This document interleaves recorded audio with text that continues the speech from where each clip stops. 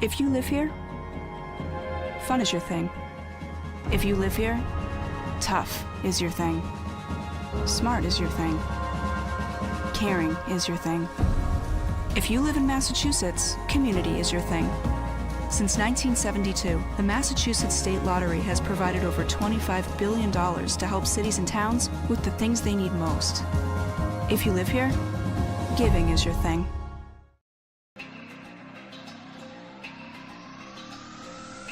My family earns respect.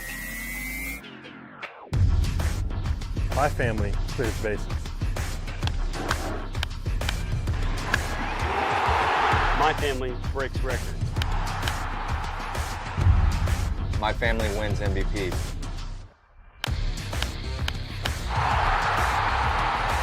My family gives everything. My family makes history. My family wins championships.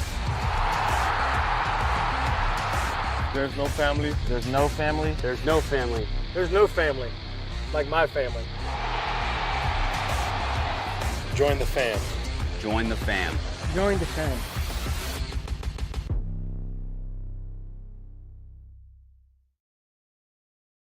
When Alaska Airlines needed a partner for the complex operations of travel, they made the switch to T-Mobile. Our 5G has Alaska Airlines and their customers covered, from major hubs to remote destinations, with 5G coverage ready now for the demands of today and the future. T-Mobile's network powers Alaska Airlines as they deliver next-level care for all customers. 5G ready now. That's how unconventional thinking is better for business. Coke Zero is now Coke Zero Sugar, with great Coke taste. Some people were excited to hear the news, some were skeptical. So we're not gonna have the star of the show you're watching come out and say, "You'll love it." No special jingle written by this week's hottest pop star. No famous internet celebs who happen to be holding the label just so. Okay, maybe just one little pour shot. The only thing that will make you believe Coke Zero Sugar has great Coke taste is trying it yourself. Ice cold Coke Zero Sugar. Try one today.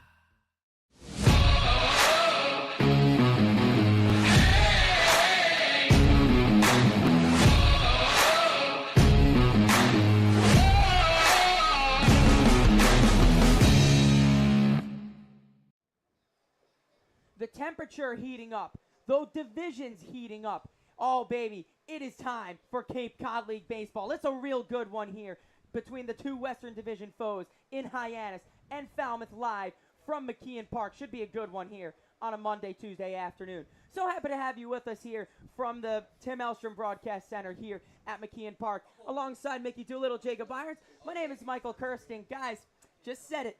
It's getting to be a real spicy-looking West Division here. Falmouth in need of a very big win here tonight, but it's going to come at a really, really tough price of the Hyannis Harbor Hawks. It will indeed, and it's an interesting game tonight where both teams are in a little bit of a similar situation that they want to find themselves in the right side of this Western Division that has become a logjam. When you look at Bourne, Hyannis, and now Falmouth, who has entered the conversation, it's going to become a logjam, and it's those head-to-heads that are going to matter so much going down the road. So if you're able to get a strong head-to-head against a really hot Falmouth team coming off a loss and try and compound on that, that's going to be huge for both your Western Division as well as your own momentum. Yeah, and I talked to Coach B.J. Johnson before the game, and he understands the importance of winning your interdivision games because it's one thing if you beat the East and you're able to beat maybe a weaker division here as it's shaped up this year.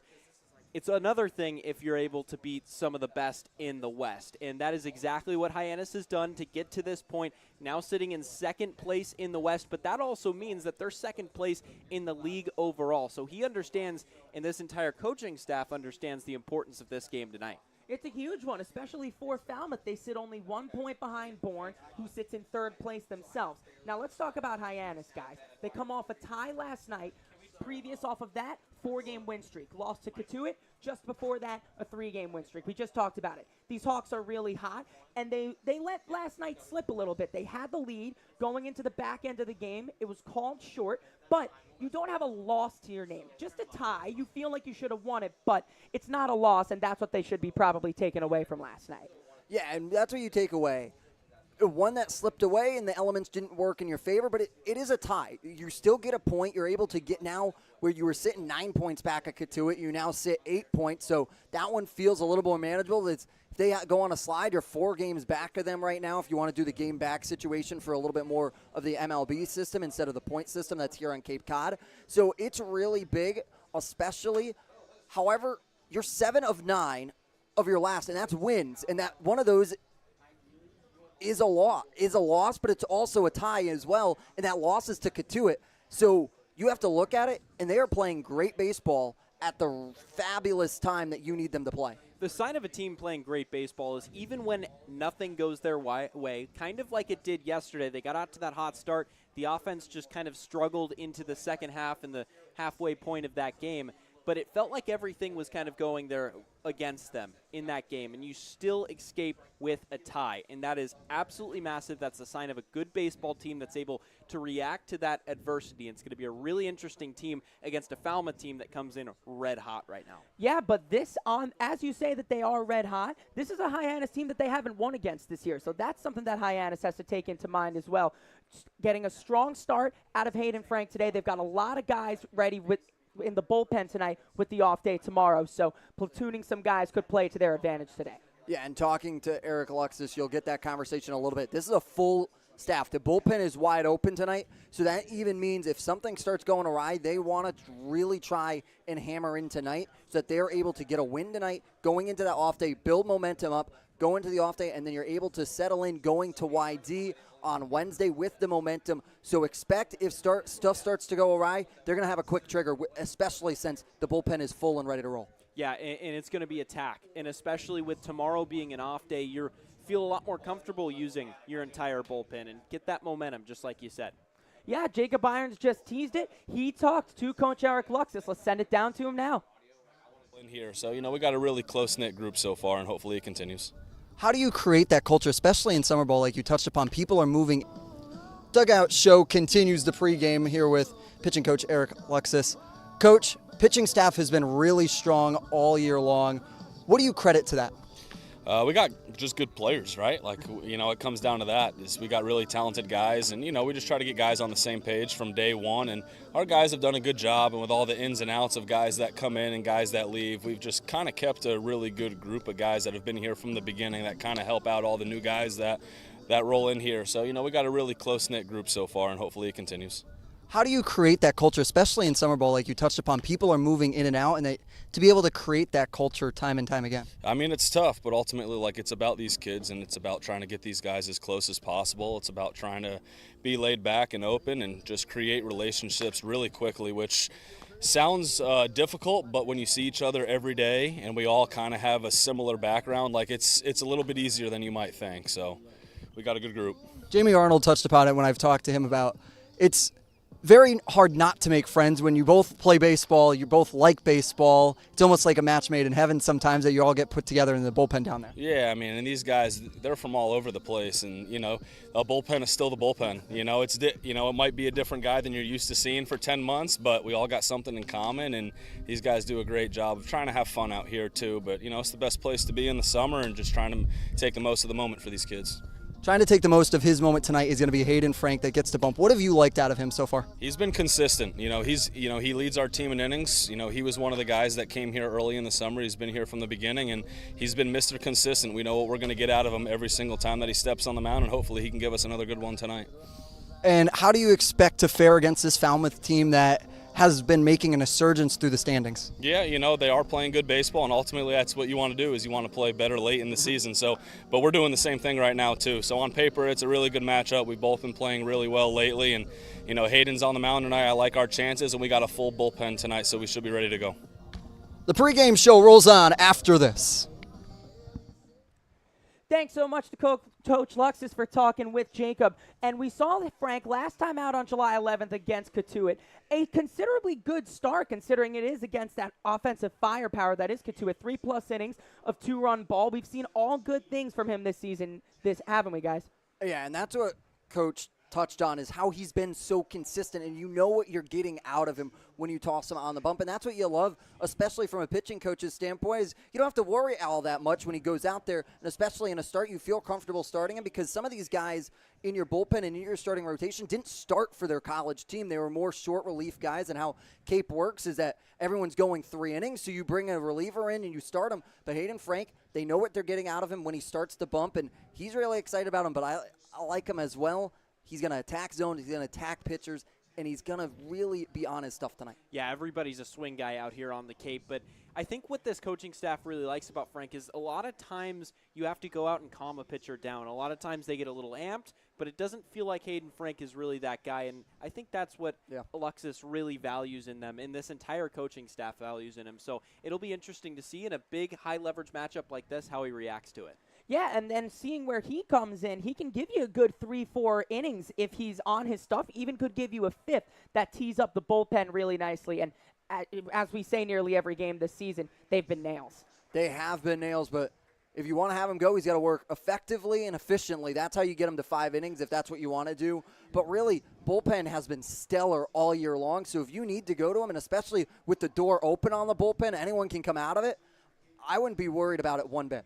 Yeah, just keep attacking that zone, keep your pitch count down, get out of innings quick if you want to get into that 5th inning, but most of all, limit runs, limit base runners, limit traffic on bases, and you'll have success tonight. It'll be interesting because of how many guys are available with the off day tomorrow, to see the leash, if it'll be longer, if it'll even maybe be shorter for Frank. And you talk about the consistency. Giving you at least 3 innings is exactly what you want, as Coach Lux has talked with you, Jacob, about. And do you guys think that maybe the leash will be a bit shorter if runners get on? Because this is a hot Falmouth team. What do you guys think you'll be seeing out of the coaching staff tonight in terms of those decisions? I don't think anything really changes all that much. You're at game 31 of the season, game 32. You're still in the regular season here, so not that's going to change. And now, as we go to the national anthem, we will send it to the 4th member of our team, Bria Losick, who spoke with Ethan Lanthier. From McKeon Park, I'm Bria Losick for the pregame show alongside Ethan Lanthier, who's currently in the transfer portal. And also more exciting news, you just got selected to be an all-star representing the Harbor Hawks in Harwich on Saturday.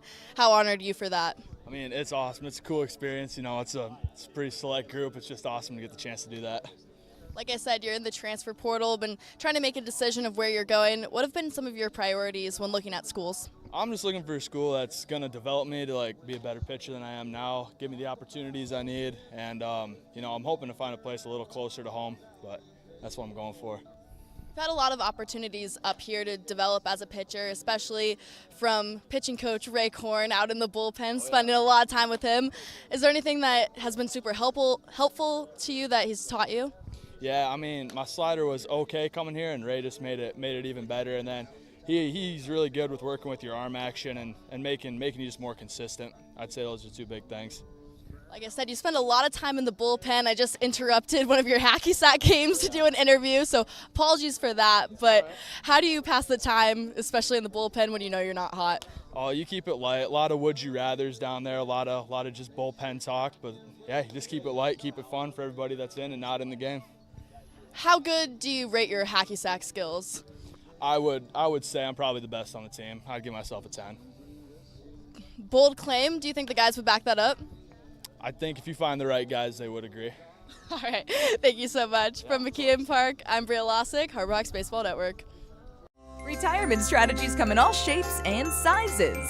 One strategy does not fit all when it comes to reaching your retirement goals. And considering all your options may be, well, more than you want to think about. So whether you're looking to retire or already living in retirement, you need a strategy tailor-made for you.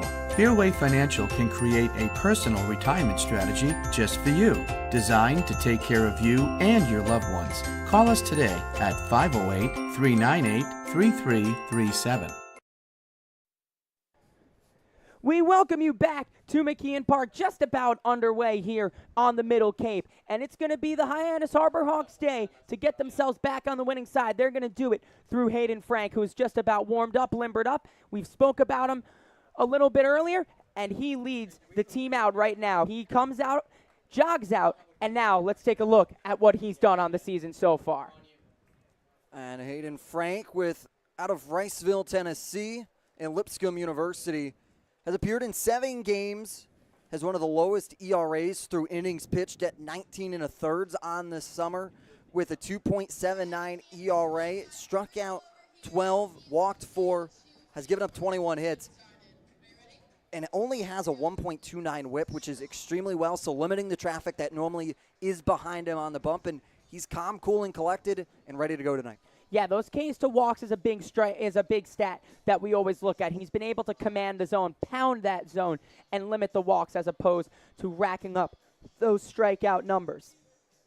Yeah, and a guy that's going to predominantly feature a fastball curveball mix, but also mix in a slider and a changeup against righties. Certainly a formidable foe. That velocity isn't going to be extremely high, but he can locate.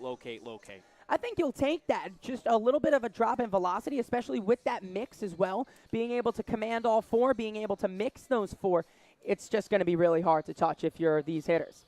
As these are the hitters that will be facing Hayden Frank for the Falmouth Commodores here today.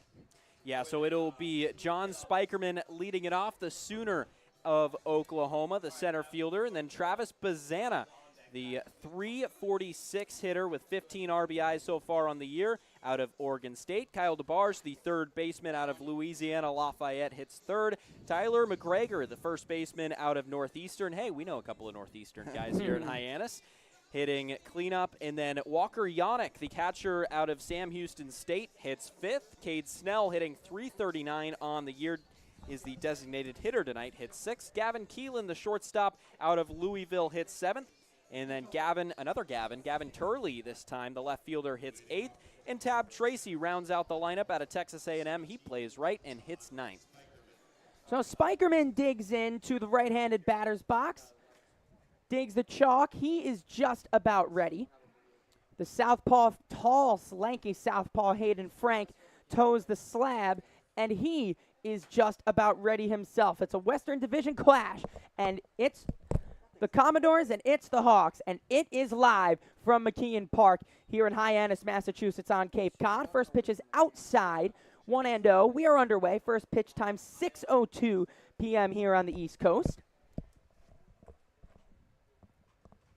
The 1-0 to Spikerman, catches the inside corner for strike one. Yeah, there's that location that we talked about with Frank, a guy that, again, doesn't have the highest of velocity but can locate on the corners, especially with that fastball. He throws it a lot.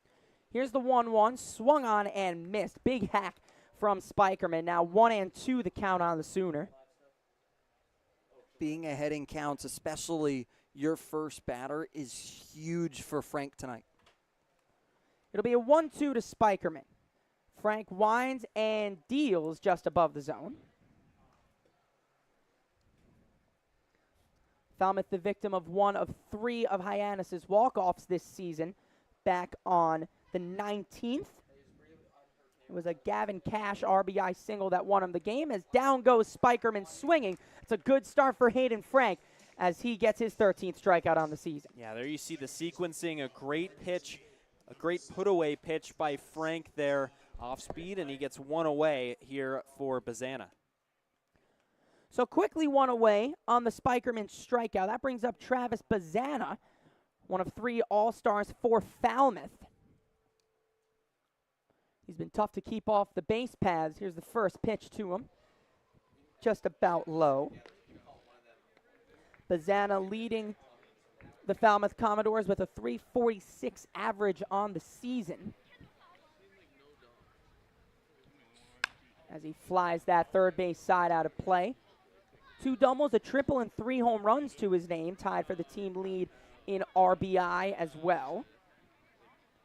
Sporting a .427 on base as well as a .513 slugging percentage. Yeah, these are the hitters that you really want to avoid putting up with runners on bases. As it's a fly ball, first base side foul territory. Under it is Donay on the third base side, not the first, to put it away for out number 2. So a strikeout and foul contact, very weak foul contact at that, quickly 2 away. Yeah, good job by Donay to rip that mask off, and that's the advantage of having that little just face mask with the backwards hard shell on your head. It's easy to maneuver, get off. You don't have to deal with a bunch of strings, and does a great job to go into the Hyannis on deck circle to put that one away. First pitch to Kyle DeBarge is up and away.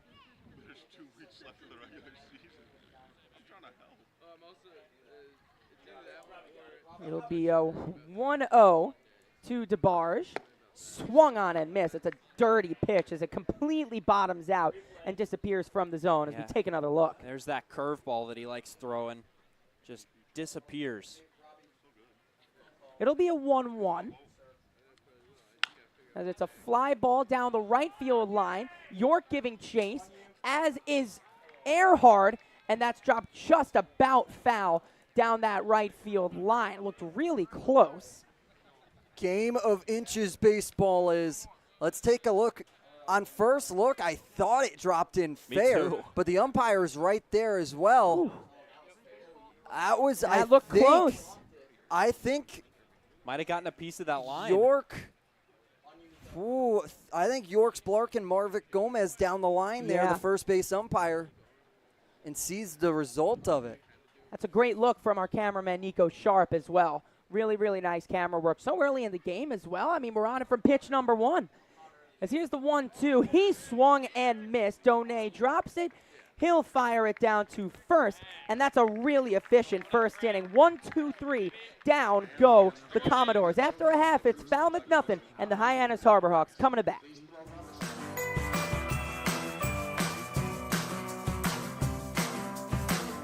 A brilliant idea starts at the source.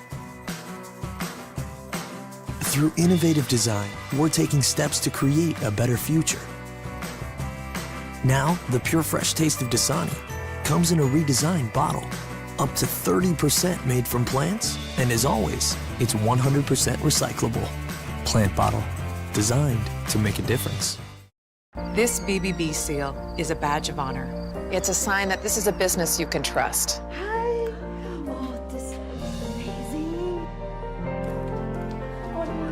Each year, millions of people see the BBB seal on a door or a window or a website and breathe a little easier. See the seal and know you've made the right choice. Find a business you can trust. Ask BBB.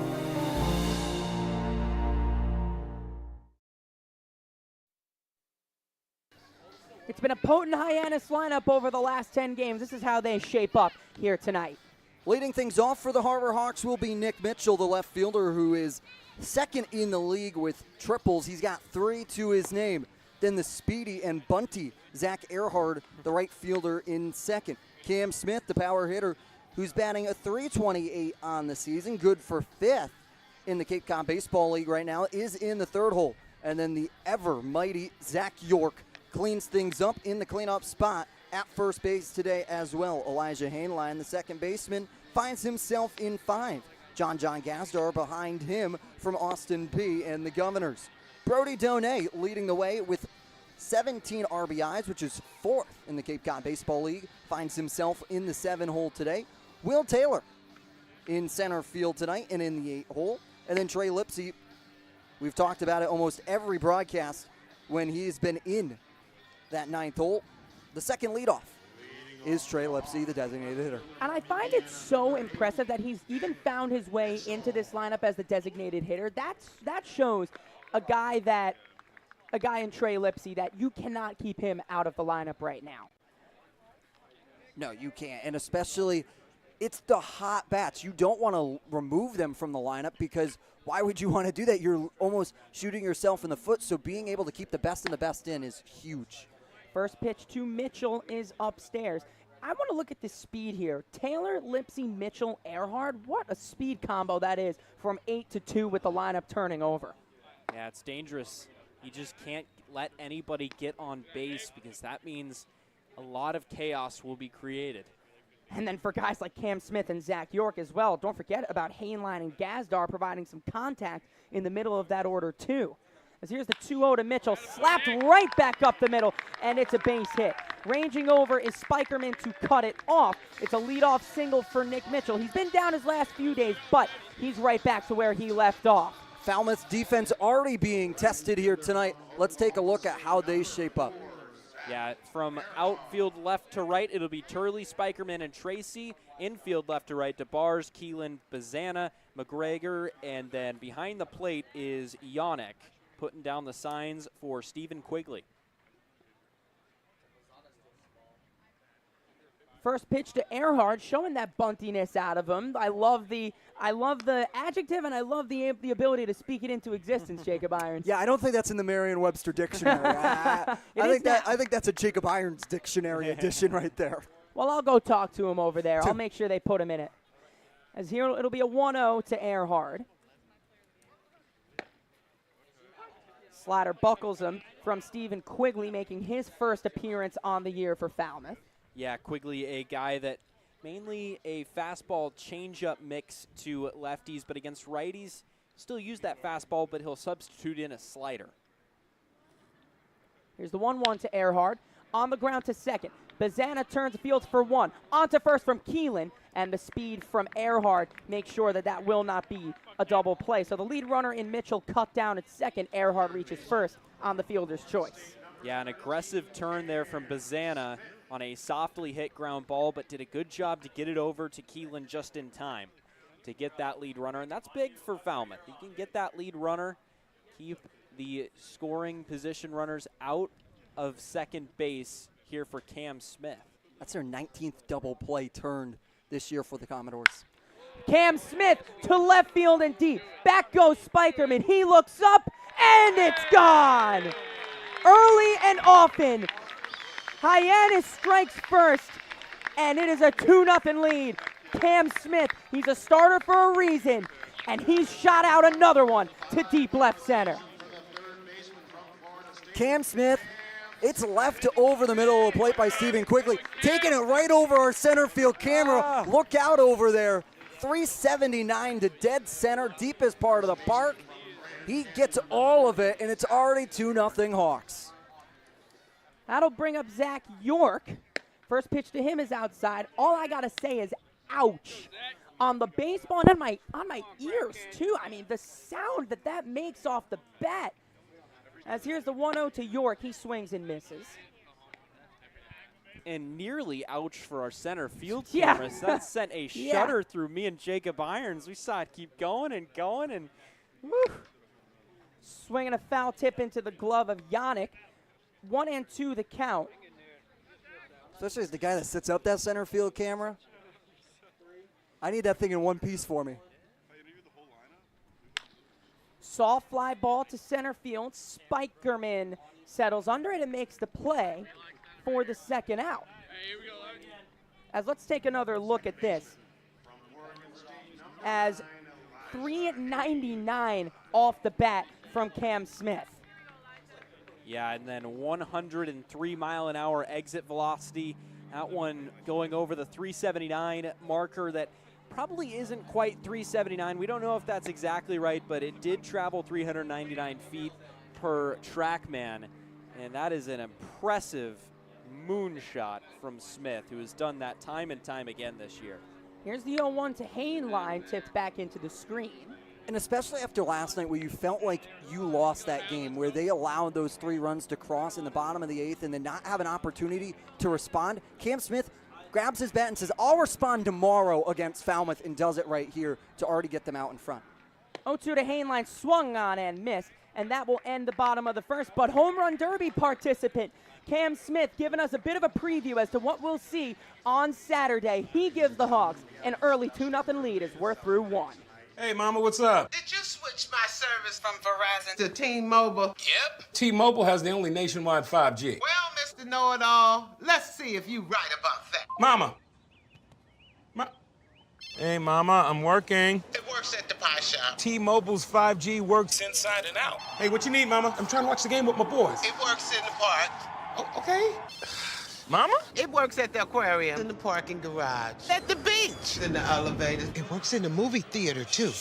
Oh, shush yourself. I'm talking to my baby. You're driving me crazy. I was just calling you to say thank you, baby. I love you. I love you too, Mama. Yes, Mama. It works in the kitchen. Tell Mama. Mama? 5G, it works in the club. Who are you on the club with? All about it. Tell Mama. Well, Welcome back to McKeon Park, where the lights shine bright all season long, thanks to the Knack Cape Cod. Offering 2 convenient locations on Cape Cod, the Knack is the perfect spot for a burger, taco, or even a milkshake. Visit theknackcapecod.com to order online today. The Knack Cape Cod is the official Light Up the Park sponsor of the Hyannis Harbor Hawks. And playing under those lights is the Hyannis Harbor Hawks defense that looks like this. Yeah, it'll be Mitchell, Taylor, and Earhart in the outfield from left to right. And then on that left side of the infield, Cam Smith, who just launched that home run. He's also a slick fielding third baseman. John Gazdar gets another start at short. Elijah Hainline at second. And Zach York back in the field playing first base. All of that in front of Brody Donay, the catcher. He puts down the sign for Hayden Frank, so it's a quick response for Hyannis, as we said, not getting the chance to respond last night after 3 runs were put on them against Harwich. Game was called after 8 innings due to darkness last night. Yeah, that's about how they felt about that call. And when Hyannis scores first, they are 9-2 on the season. Whew. The 0-1 is a fly ball out to left field. Over is Mitchell, camps under it, and retires Kyle McGregor for the first out of the top of the second. Yeah, doing a great job executing right now if you're Hayden Frank, just painting the corners. He looks really, really sharp right now. So far, 4 up, 4 down. Pre-game chilling in the aviator shades out in the bullpen. He was about as cool as a cucumber when I walked by him today. How did I know Jacob Irons was going to mix in the term cool as a cucumber in describing that? And there's another good pitch going to the back foot of Walker Yannick for strike 1. I like it. You know, I'm a big fan of cool as a cucumber. Yeah. As here you see that pitch one more time, just right at the back foot and tied up in knots. It'll be an 0-1 from Frank. It's chopped foul. I'm so interested in how so many different guys take so much of a different approach before their starts. In the majors, it's just you don't talk to them. It's just rigid. It's just like that. But we see Jamie Arnold being a talkative guy at batting practice. Hayden Frank chilling in his aviators. I find it so interesting how much different it's gotten as the pitch is upstairs. Yeah, it's summer ball. Yeah. You can relax a little bit. A lot of these guys come in and absolutely take it seriously, but the vibe, especially, doesn't hurt that you're on Cape Cod, is a lot more laid back. They're all fierce competitors. As we see some scavengers trying to find that baseball. Don't touch that camera. Please don't touch that ladder.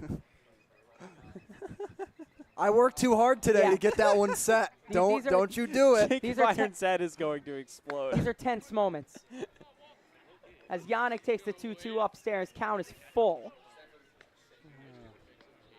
These are very tense moments, as we'll watch out for our center field camera that you see on your screen right now. Here's the payoff to Walker Yannick. He swings and misses as Walker's down on strikes. 3rd strikeout of the day already for Hayden Frank. Yeah, elevated that fastball up at the letters, and Yannick could not catch up to it. A perfect pitch. Eyes eat first. Eyes eat first. High cheddar, man. And we saw it last night. You see it again tonight. That's been a put-away pitch for this Harbor Hawks pitching staff with Nichols yesterday. Now Frank continuing to do it today. Pitch low and away to Cade Snell. And now that's his 3rd strikeout through 5 batters. Here's the 1-0. It's a soft line drive into right center field for a base hit. Cutting over is Taylor. He'll get it in. It's a 2-out single for Snell. There's another all-star right there, the utility man representing the West Division. Or the East Division. Let's take another look. Yeah, Snell just getting a great piece of it, finding the gap between Taylor and Earhart, and just bouncing in. Taylor goes over and does a great job to play there. So 2 away, that brings up the last of the 3 starting All-Stars today in Gavin Keelan, and he slaps one through the other way for a base hit. So 2 pitches and 2 clean singles off of Hayden Frank, something to respond to with 2 outs here as Falmouth finds themselves in business. And now 2 on with 2 away. Hyannis knows that just because you have 2 outs doesn't mean you're out of this inning by any means. I think they know that the best. They're the ones who work their 2-out magic of their own. They don't want to give anybody else any of it. So 2 away. Gavin Turley now the batter. Frank's first pitch is up and away. But after leaving 2 out over the plate, that one right there to Keelan and the pitch before to Snell. Not necessarily the worst thing to maybe see if Turley is up and active on the first pitch. As here's the 1-0. Fouled into the screen.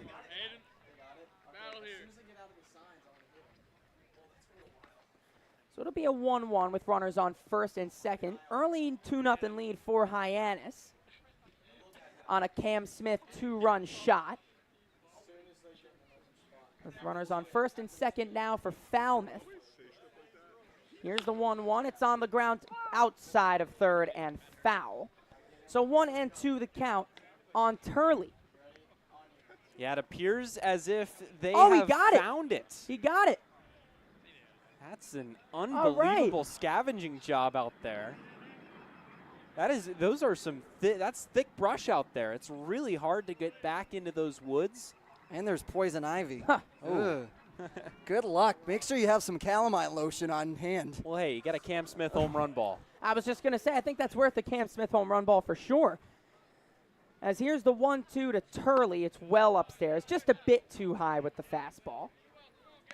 But what a find, though. I know. Wow. I am legitimately Fan that's impressed. dedicated. As someone that goes out there almost on a daily basis. It's thick. Not quite as often as Jacob Irons, but it is very tough to find balls back there. I mean, and Cam Smith of all guys, too. That's going to have some value to it a little bit later on. Those home run balls are becoming much too common with Cam Smith. Yeah. There's a lot of them out there. That was his 5th home run on the season.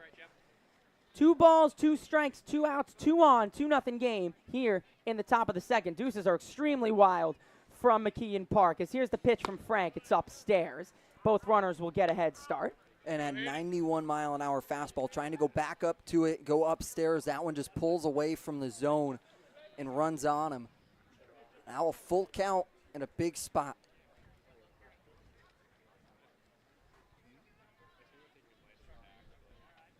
Here's the payoff to Turley. He swings and misses. Turley down on strikes. 4th strikeout on the night. And Frank strands 2 runners. Yeah, a perfect curveball that just drops in there, and Frank preserves this 2-0 lead. We all have obstacles, challenges at different points in life. I still push myself every single day, and the harder I push myself, the more I find myself drawn to wearing UFOs. The first time I put on a pair of UFOs, it was like someone released the pressure. It was so crazy. When you are recovered and can do more, that has a compounding effect on all aspects of your life. Stepping into a pair of UFOs, they're truly one of a kind. There's nothing like them. Best ever? Good question. Wait, why do you sound like Dr. J in your head? I've always sounded like Dr. J in my head, which means Dr. J's outside voice sounds like my inside voice? Which Coke? The doc would know. He got the world to call him doctor without going to med school. There's only one best ever.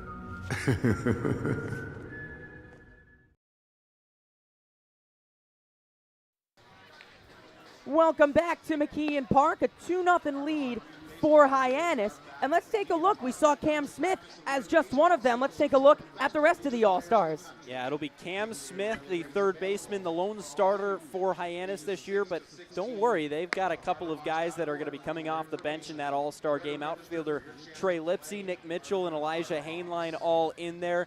But they got some arms, too. It's Ethan Lanthier and Jamie Arnold, 2 very deserving arms, and everybody on that list is very deserving. Extremely deserving. You talk to Jamie Arnold consistently, and he was extremely excited. It means a lot for him. He understands the prestige that is the Cape Cod League All-Star Game, and being able to pitch in it and be a part of it is huge. First pitch to John Gazdar in there for strike one. As part of the Milton Cat All-Star Game festivities, we'll see on deck, the guy in the on-deck circle, Brody Donay, as well as Cam Smith, participate in the home run derby. I mean, with good reason as well. I mean, these guys have been teeing off all season long on all pitching across the Cape. I'm excited for that home run derby. So Seeing excited. some bombs at Harwich. It's a soft ground ball to short. Keelan Field throws way high. And we'll see if they rule it a live ball. They do, so it won't be any advancement, but on the high throw, Gazdar reaches first. And it'll be an E6 here as John kind of rolls it over. So watch this throw, and if they get to it quick enough, is that this throw goes wide and goes into the dugout and touches it, but it hits a player, is what Coach Earhart is asking for in the first base dugout, is if that is considered an advancement. Home plate umpire does not give it to him, as Hainline will stay firm over at first base. And now Coach Eric Beatty is talking to the third base umpire, James Fonseca, about whether or not, and now they're going to call in a meeting, because that's exactly, great spot, Jacob Irons, that's exactly what Eric Beatty is talking about, to see if there was a player in the dugout that it hit as opposed to the railing. It looked like it did hit the railing from this angle, but that's because we can't see into that dugout. I can't believe, Jacob, that you saw that. It was a good spot. These umpires and Eric Beatty and Drew Earhart obviously have a better view than we do. Yeah, I feel like Drew Earhart has the best view of anybody right there, because he was the one who saw the throw go wide. They deconvene and say that Gazdar stays at first. Adjourn. That's the word. I was looking for the word, and I didn't know what it was. Thank you, Mickey Doolittle. So the first pitch to Donay is a hard ground ball to short. Keelan on for one. Bazana to first. It's a double play. So there's your restitution if you're Falmouth. A quick double play turned on Brody Donay, and the base is wiped clear with 2 outs up for Will Taylor. Yeah, good job by Keelan to bounce back from that throwing error and make a nice turn there. That one was hit extremely sharp, and we talk about this infield being a little bit unpredictable. That one was hit on the screws, and a good job coming up with it. Keelan keeping that glove down, fundamentally sound to turn it. First pitch way outside from Quigley to Taylor. We take a look at his stats. Newly committed to Foley Baseball full-time is Will Taylor, back in center field today. We've seen him in a few of the corner outfielder roles, and he's even taken a seat the last 2 games as he fouls the 1-0 pitch back. 1-1 the count. He's played football for Clemson as well under Dabo Sweeney, punt returner as well as a wide receiver with a touchdown to his name on this latest season for the Tigers. 1-1 buckles him as he swings and misses. However, has announced he will be focusing on baseball for the rest of his collegiate career with the Tigers. Here's the 1-2 to Taylor. It's low. We've said it a few times. I mean, to be able to play 2 sports full-time at any level, at that college level for D1 is so huge. I mean, what great programs both Clemson baseball and Clemson football are. In the top 5 all season long was Clemson. Taylor an anchor in that team. As here's the 2-2. Tipped just foul at the plate. Taylor stays alive. It was an early exit from the national tournament for Clemson. And as soon as Will Taylor's Clemson bowed out, he reports right up here and continues to do his thing. As here's the 2-2 again, spiked low, and the count is full.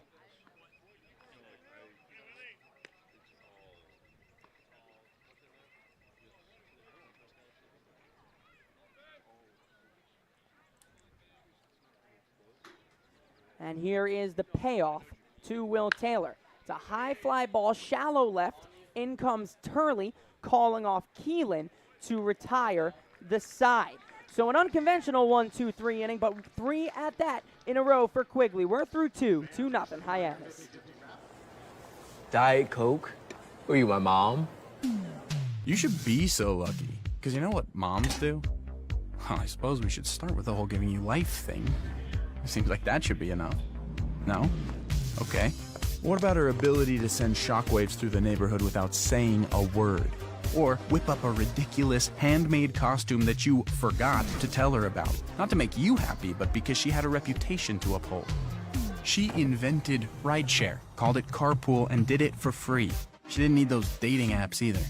You copied her jeans, her spin, her shoes, her scrunchie, and whether you realize it or not, her music.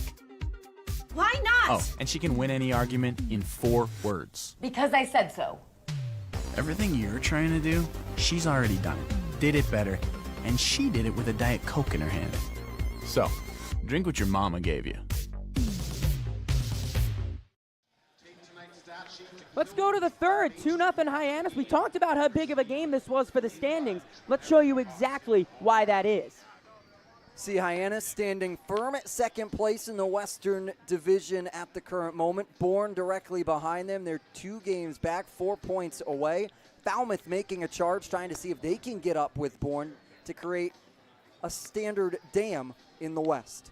Yeah, and then in the East, YD still tops that at 16-12-1.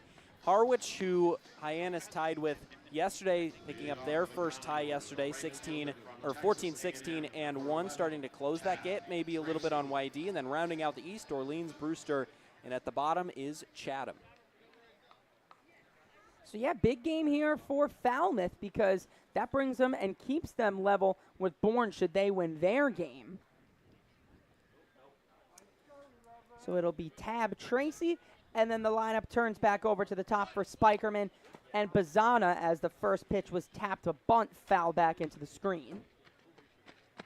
Falmouth looking to work a little small ball to try and strike early. You want to be in response of those 2 runs that were able to be put up in the first by the monstrous 399-yard shot by Cam Smith. 33rd pitch on the evening for Hayden Frank goes inside. He's worked efficiently so far. It was a really quick first inning. So those 2 hits that came across on his ledger last inning don't look as bad. As here's the 1-1, swung on and missed by Tracy. Yeah, already ahead in the count, 1-2 again. So it's not for a lack of being ahead in counts Frank has. It's just those 2 hits, they found gaps. 1-2, swung on and missed. He's just pounding the zone, and they can't touch him right now. Strikeout number 5 for Hayden Frank. When you're on, and he is on tonight. A great pitch, fooling Tracy in the box, and now you turn it back over to Spikerman, who you already struck out to lead the game off. Yeah, just a challenge fastball right there. He did not care about anything. He said, hey, hit this, and he couldn't. Square to bunt again from Spikerman. I was just about to say that. That's a great location to just say, go ahead and hit this. And that's what you just say. And you're on. And why not try and challenge him when you're feeling it the way you are right now as the pitch is outside.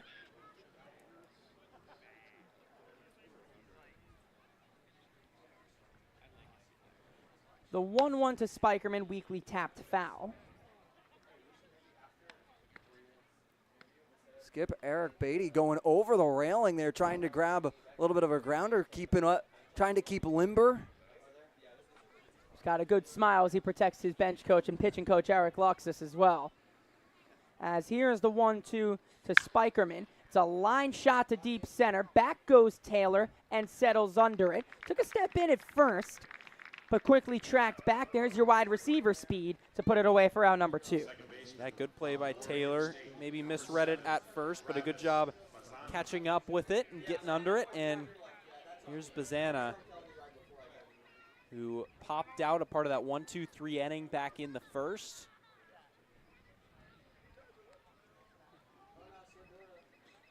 First pitch to Bazana, chop foul.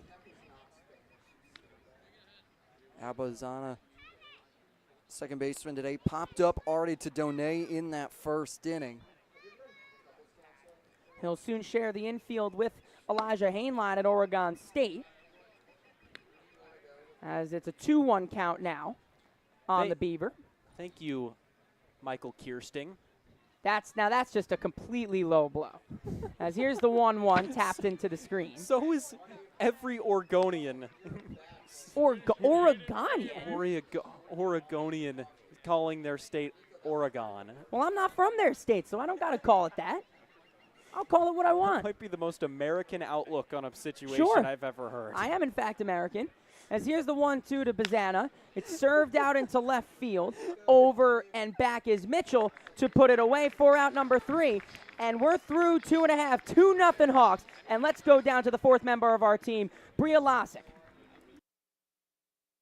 So much, Michael. Zach York is in the lineup today playing at first, but his brother has kind of preceded him in baseball a little bit. He's a couple years older and is one of the top prospects in the Red Sox organization. And Zach said that he's learned so much from his brother, that he's the first person he goes to when he's struggling at the plate. He said that he'll send him a lot of videos and that his brother Nick will just dissect them, tell him what he's doing wrong, and that he's always the biggest help. And, you know, when besides our hitting coach, Drew Earhart, that Nick is definitely the one that helps us swing the most. But this year, probably has not had to go to Nick that much.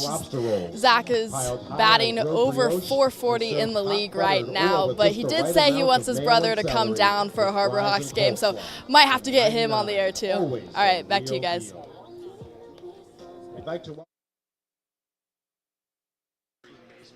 Thank you very much, Bria. That's great stuff. And Zach York has just been an absolute stud coming in to this season, and his brother Nick, he's worked in the Red Sox organization, represented them in the Futures game already.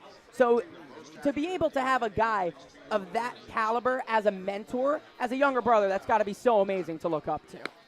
It really is. When you talk about a connection, and you get to talk baseball with your brother, what better way can you do that? And you get to go out, and when you're a little bored at home, you're like, hey, do you want to go to the cage? You always have a guy ready and willing and there that is willing to go to the cage with you and talk baseball and fine-tune everything about your game. Nick York, a Northern California guy from San Jose. Went to high school in San Jose. And before the family moved out just outside of Phoenix and right outside Grand Canyon's campus. First pitch dunks into Trey Lipsy for strike 1. Yeah, they moved there after he committed, but he was there for his senior year in that situation. A 1 to Lipsy is low, and I mean, we've seen what York can do. We've seen what Nick York can do represented in the Futures game. Zach's giving him a run for his money here. We've seen just how professional of a hitter he's been in his 10th game with Hyannis here tonight. As here's the 1-1 to Lipsy. It's low. So baseball really runs deep in this guy, in the York family.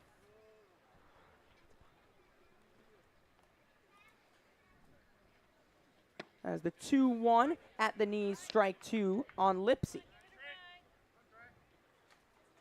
Yeah, we mentioned Lipsy been seeing the ball really well recently. He's been getting on base and finding ways. Has that average up to 237 right now. And the on base is just off the charts as well, close to 450. As we talk about nearly every game that he gets hit, leads the league in hit by pitches, works walks, has been seeing the ball really well all throughout the season.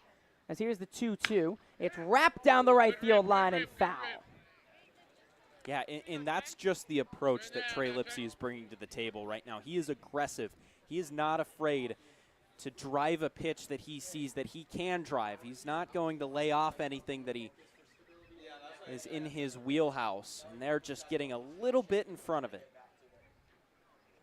The 2-2 to number 2 is chop foul again. Good at bat being worked by Lipsy. And that's that approach, Mickey, is although he walks and gets hits by pitches, it's because he works these counts so far that pitchers get tired pitching to him. Now this will be the 8th pitch of this at-bat to come against Trey Lipsy for Quigley.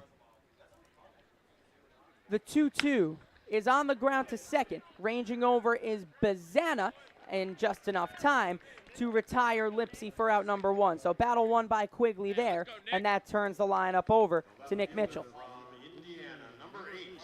Yeah, knocking pitches out of Quigley Lipsy did a good job of battling there and put some good bat-on-ball contact to the left side, or to the right side, nearly snuck through that hole. And it's all because of Bazana in his great movement, getting over there and keeping his body movement, bringing it to McGregor at first. You talk about momentum, and maybe if you're moving 90 degrees to where you want to throw it, just channeling a little bit of it to get towards it, make it a little bit more of a 45-degree angle. Here's the 1-0 to Mitchell. It's a fly ball, right field and deep. Back goes Tracy, still back, and gone! Oh, what a shot from Nick Mitchell. He can do it on the power side, too. His first home run of the year. It's a home run derby here at McKeon Park. Now 3-0 to Hyannis.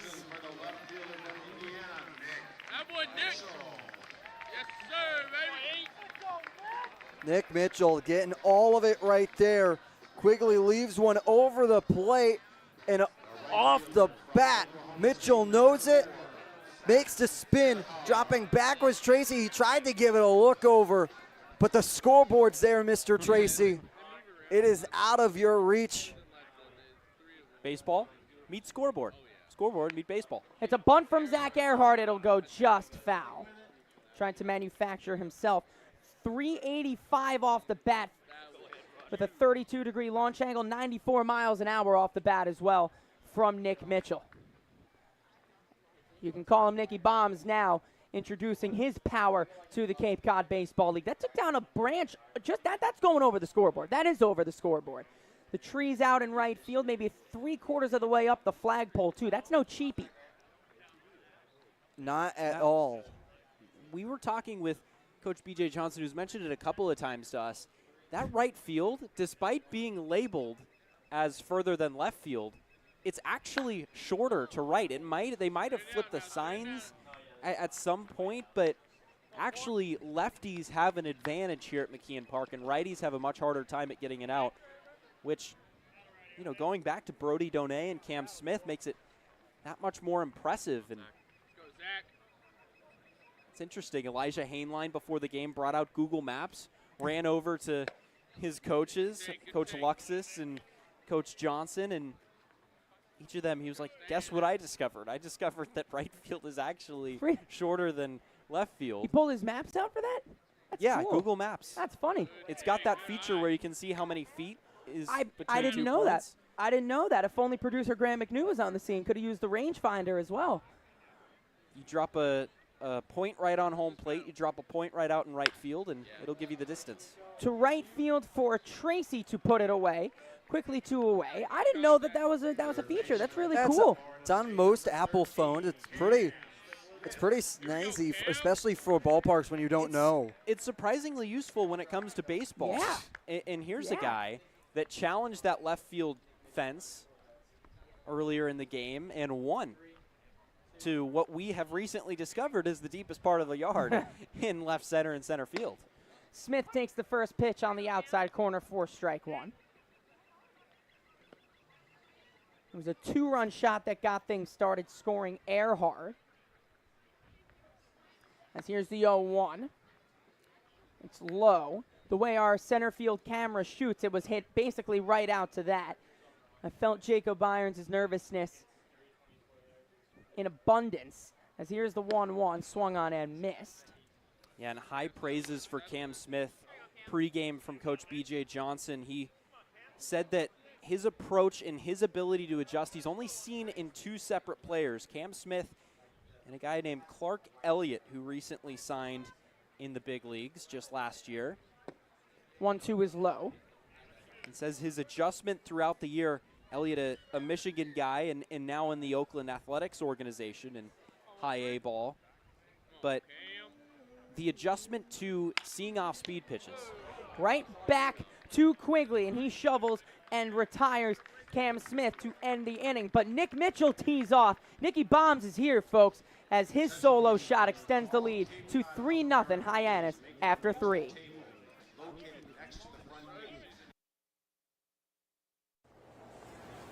Diet Coke? Were you my mom? You should be so lucky, because you know what moms do? Well, I suppose we should start with the whole giving you life thing. It seems like that should be enough. No? Okay. What about her ability to send shockwaves through the neighborhood without saying a word? Or whip up a ridiculous handmade costume that you forgot to tell her about? Not to make you happy, but because she had a reputation to uphold. She invented rideshare, called it carpool, and did it for free. She didn't need those dating apps either. You copied her jeans, her spin, her shoes, her scrunchie, and whether you realize it or not, her music. Why not? Oh, and she can win any argument in 4 words. Because I said so. Everything you're trying to do, she's already done it, did it better, and she did it with a Diet Coke in her hand. So, drink what your mama gave you.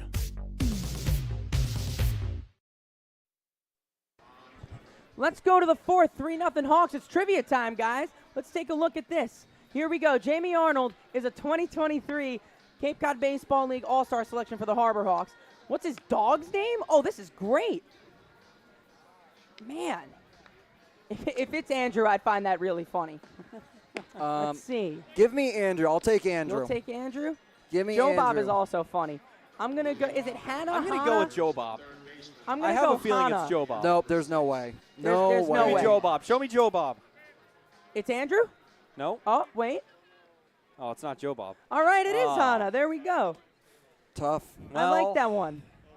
So Jamie Tough Arnold's loss. dog's name is Hannah. Finally on the board. Is that 3 for me? Is it 2 maybe? I think have it's no 3. idea. I think it's 3. I've lost track. I think it's 3. I know I'm ahead. I was going to say I know I'm sitting in last. I know I'm in last place. As the pitch is on the ground to John, and he boots it deep in the shortstop hole. We'll see how that's ruled. It's a tough play for Gazdar either way. That's a hit. Yeah. That is. John would have had to Derek Jeter that one times 80,000 to get that one over to first base, showing off his range to even get there and prevent it from going into left field. So that's Kyle DeBarge who reaches. So leadoff chop single for DeBarge as Hayden Frank back out for his 4th inning of work. Leaves the first pitch outside to McGregor.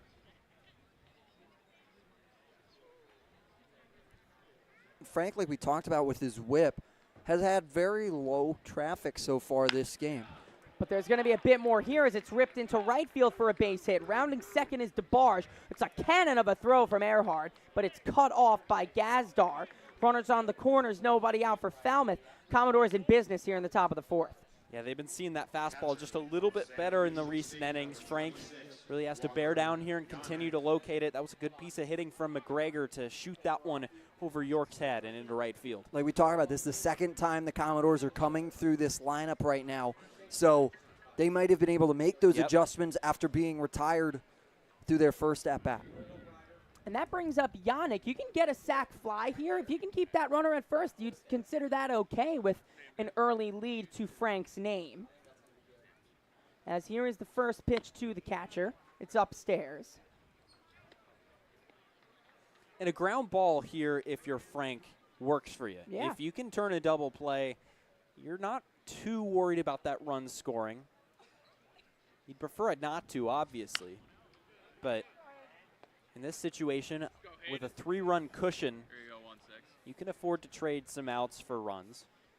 Yannick, a good hitter, too, hitting .274 on the Cape Cod League season. 2 homers, 9 RBIs to his name.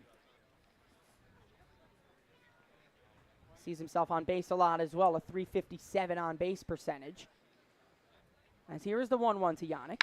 And it's on the ground. This could be it. Gazdar for 1. Hainline to first. It's a double play. The run does score, but as Mickey says, they'll take 2 outs any day of the week. So despite the run crossing, now Hayden Frank having 2 outs. Great 1-2 punch between Gazdar and Hainline to make the turn for 2. Yeah, what a flip from Gazdar. All of his momentum was pulling him past that second base bag. Here you see it again, a scorcher, and just the quick transfer between glove and hand. That is so impressive from Gazdar. A great double play turn. That is now the 16th of the summer for Hyannis. And that's that connection between Gazdar and Hainline there. That middle infield has looked really good in recent games. I mean, the middle infield has been has been really in my opinion, where we've seen such vast improvement, as it's just between Gazdar and Hainline. It's a real connection. It just looks so smooth, looks so natural. As it'll be a 2-0 to Snell. Ripped just outside of first foul. You talk about the combo between Gazdar and Hainline. Let's check this graphic out. As double plays and OBPs, they've turned 5 together. Now 6, you got to add that one up for today. And producer Josh Schreiber has been all over that. That's his graphic. Swing and a miss from Cade Snell. So big thanks to producer Josh Schreiber for that graphic. We've been talking about it, and he's a big fan of these two. And I mean, why not show it too? I mean, that's going to be getting more fans of these two middle infielders out by our wonderful viewers, as it'll be a 2-2 to Snell, just outside. Yeah, and it's not just the routine plays that they've been able to turn. It's been some really difficult double plays like that one. John fielding that one, a scorching ground ball. It was kind of grass trimmer. That's punched through the opposite side for a base hit. So the hits keep coming. They won't go away as Snell reaches with 2 away, and that brings up Keelan. Keelan has an opportunity to try and respond for another one for Falmouth to cut into this 2-run lead of Hyannis currently, but Frank has been dealing and has to feel confident where his pitches are. They're just finding gaps those hits are. Yeah, Keelan, a guy yet to homer this year, a .310 hitter, 15 runs batted in. Certainly a guy with more gap-to-gap power. Here's the 0-1 to the All-Star. It's tipped into the screen. Leads the team in games played, 25. All of those starts as well. Second on the team to Bazana in total bases as well. As here's the 0-2 to Keelan, just inside. Just missing Keelan. Has to bring in the bat there to avoid it from fouling off the nub of the bat. Kind of expecting a high fastball here in a 1-2 count. He missed with the fastball inside. Right down Broadway. And Keelan down looking. So despite the 1 run, that's really good work from Hayden Frank to get himself out of the inning. Yeah, fastball right down the middle, and that gets him done with 4 innings. A nice 4 innings from Hayden Frank.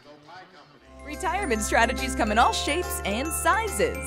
One strategy does not fit all when it comes to reaching your retirement goals. And considering all your options may be, well, more than you want to think about. So whether you're looking to retire or already living in retirement, you need a strategy tailor-made for you. Fairway Financial can create a personal retirement strategy just for you, designed to take care of you and your loved ones. Call us today at 508-398-3337. Your future begins at Dean College. Make a difference. Leave your mark. Break the mold. Be a leader. Achieve unimagined heights. Believe in yourself. Make lifelong friends. This is your time. Your place. Your home. Your Dean. It all starts here at Dean College.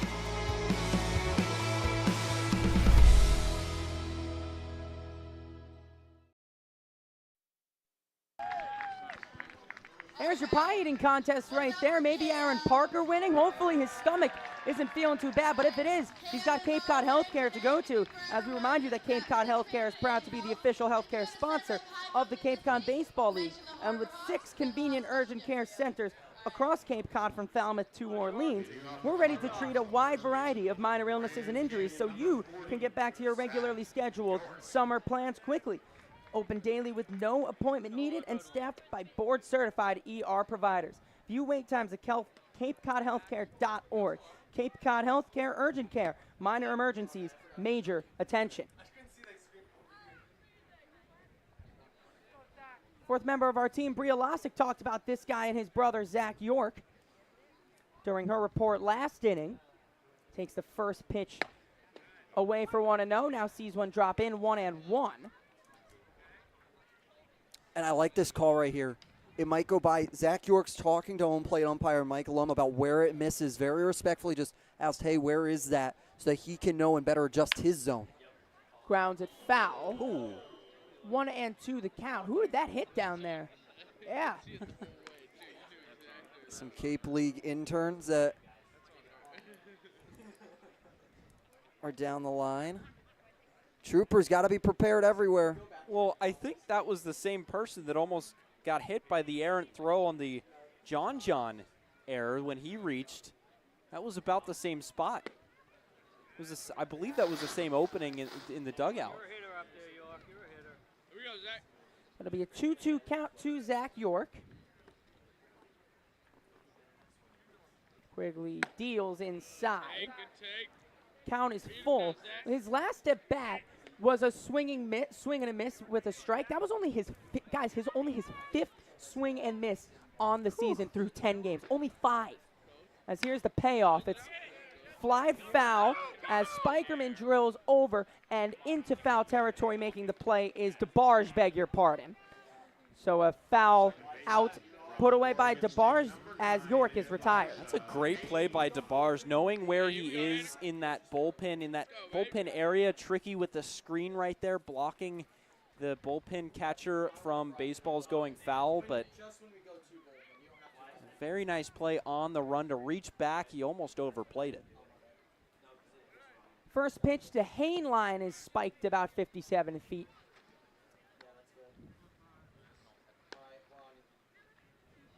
As there we see some action in the Hyannis bullpen. Day just about done, seemingly, for Hayden Frank as it swung on and missed. Yeah, that's Dennis Colleran out there out of Northeastern.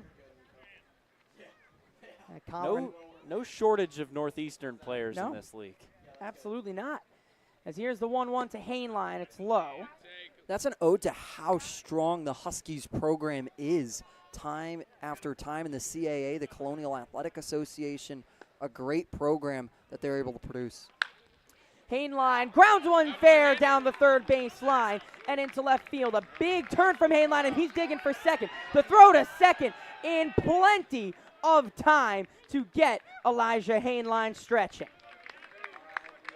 Heinlein tried to go too, but it's a great play by Turley on it and a tag applied just in time on the slide. Yeah, a perfect strike sent in by Turley. One hop, able to put it right on the money to Bazana, who turned around and had a very easy time tagging him out.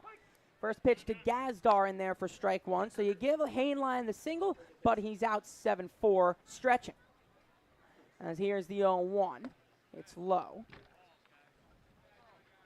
Yannick might have gotten crossed up right there. It didn't look like he was ready for a fastball, just completely whiffed on it.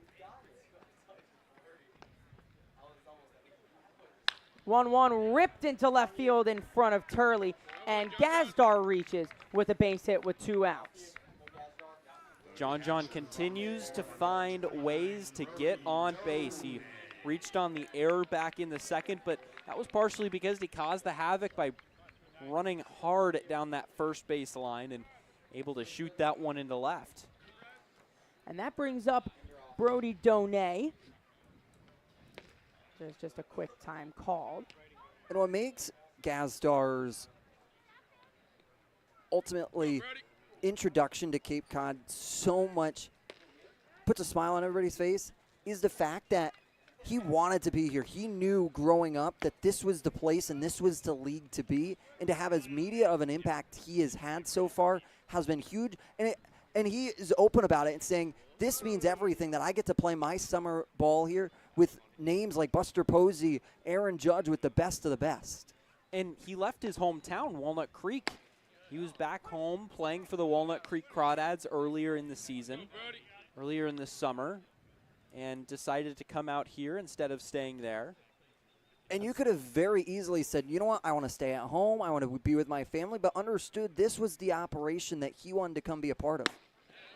Brody Donay crossed up, so they strand John at first, and it's a scoreless fourth for Quigley. We're through 4. Let's go to the 5th, 3-1 to Hyannis.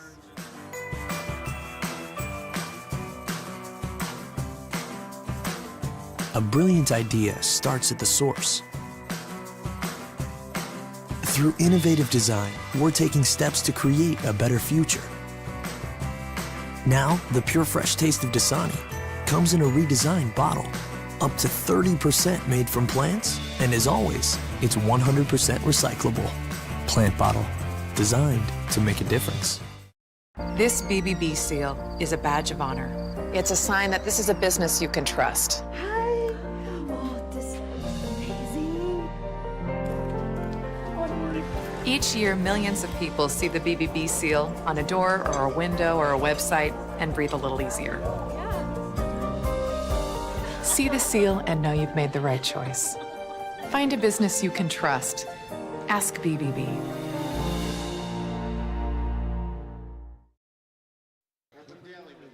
To the fifth we go, 3-1 to Hyannis over Falmouth. Let's take a look at how these two teams stack up. It's pretty even overall, and I mean, we've been seeing it so far. It's just Hyannis has been really taking the reins here today, but as you see, they're very, very even. Both teams playing their best baseball down the road right now. You look, they are tied at third in batting average, and they are only a place separating them. They're in 6th and 5th, respectively, for Falmouth and Hyannis, and then they're 2nd and 3rd in total runs scored, with Falmouth leading the way with 166 runs to Hyannis' 163 on the year. And these are two teams that score runs in similar ways as well. Hyannis, 16 home runs in the year, tied for 6th, and then Falmouth just a home run below them with 15. These are two teams that don't rely too much on the long ball, more gap-to-gap power and situational hitting. It's a bunt. I mean, that's not one I've ever seen before. It hit Turley on the bill of his helmet, but he squared around to bunt, so that's going to be a strike. And that's why you wear the Stanton ear flap coming all the way down, protecting your chin. Boy, a bit of a scary moment there for Turley, but he digs right back in.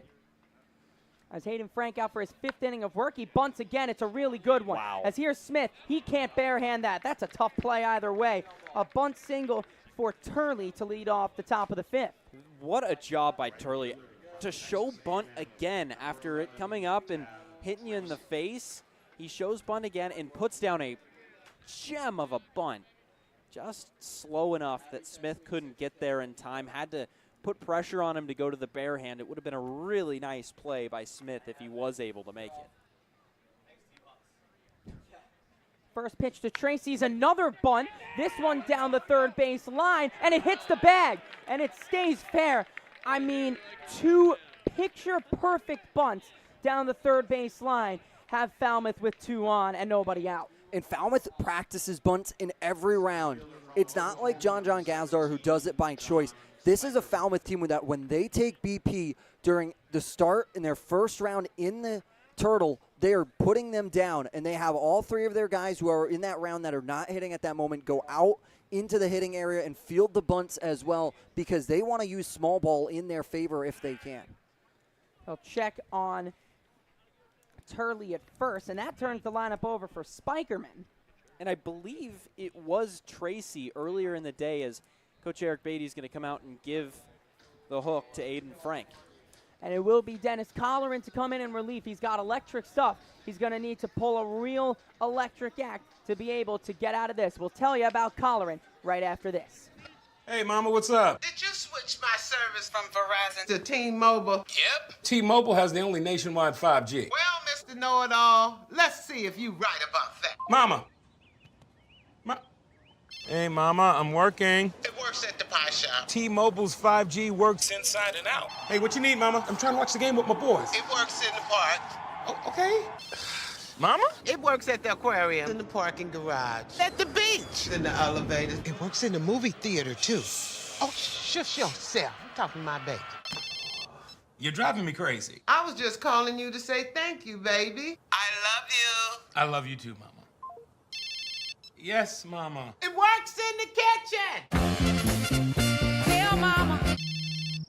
Mama? 5G, it works in the club. Who are you on a club with? All about it. Tell Mama. Welcome back. We're in the top of the 5th, as 2 bunt singles from Hayden Frank and his day, and bring in Dennis Colleran. Dennis Colleran out of Northeastern, the senior, has appeared in 4 games so far as a 3.00 ERA. Sports a nasty mustache as well with a 1.33 whip. He settles in, didn't have any spring experience this year due to rehabbing back from injury, so comes to summer ball with a repertoire of innings that he can pitch and pitches that he is able to sling in. Yeah, he's looked good this year. Last time out against Chatham a while ago, a 15-6 win. He went 2 innings, only gave up 1 hit, 1 walk. Did not give up a run, as he's going to come in with that 3/4 arm slot release, maybe just a little bit lower 3/4, and he's going to throw some gas. He's hitting 94 in his warm-ups right now. Yeah, it was in that win against Chatham, that 15-6 win. There were about 2 blow-up innings from that in Jack O'Connor, but the rest of the bullpen really came in and held it down. No more scoreless innings after, all scoreless innings, no more scoring after that for Chatham, as Colleran was a part of a 3-man effort that brought it home after the 6th. He comes back in on 3 days rest now, which is relatively short rest from what we've seen out of such a mega bullpen. Could see another bunt here from Spikerman, and he does. Squares around, but held back low. Looked like he went for it, and there was a late appeal to the now second base umpire, James Fonseca, who says he did go around. Thank God for that appeal. Yeah, Mike Lum initially called it a ball, even though he clearly stayed around on it, so good appeal from Donay. Squares again and tapped foul. That's big. That takes away the bunt that Falmouth has relied on to get these first 2 runners on. Trying to work their small ball, and with nobody away, you have to imagine they don't go back to that bunt with 2 strikes, but you never know. There is that possibility that they feel confident in getting bunts down if they need it. It'll be an 0-2 to Spikerman. Colleran deals low. Now 1-2 the count. He delivered that pitch on the 0-1. Really good slider to the back foot that forces it to go foul. Colleran from the set. He deals, it's on the ground to second. Hainline for 1. Gazdar to first. It's a double play. How about number 7 on the season? The second one today, and they dap each other up for a big ground ball from Dennis Colleran. That was a perfect turn there from Hainline, right at him. Tailor-made, couldn't put it down any perfectly. Good turn from Hainline to just set his feet and sling it over to Gazdar, who did the rest. A great turn. And that's that communication. You saw Gazdar, as soon as that pitch went over, looking at Hainline and having a little bit of the eye contact conversation they had there. 0-1 to Bazana's on the ground to second. High hop for Hainline. Fields it nicely and gets him out. A big relief appearance for Dennis Colleran. Keeps the ticker scoreless. And Hayden Frank is the first man to greet him. A wicked hop at Hainline, who handles it perfectly for the 2nd straight play. And Hyannis maintains their 2-run lead. We all have obstacles, challenges at different points in life. I still push myself every single day, and the harder I push myself, the more I find myself drawn to wearing UFOs. The first time I put on a pair of UFOs, it was like someone released the pressure. It was so crazy. When you are recovered and can do more, that has a compounding effect on all aspects of your life. Stepping into a pair of UFOs, they're truly one of a kind. There's nothing like them. Best ever? Good question. Wait, why do you sound like Dr. J in your head? I've always sounded like Dr. J in my head, which means Dr. J's outside voice sounds like my inside voice? Which Coke? The doc would know. He got the world to call him doctor without going to med school. There's only one best ever.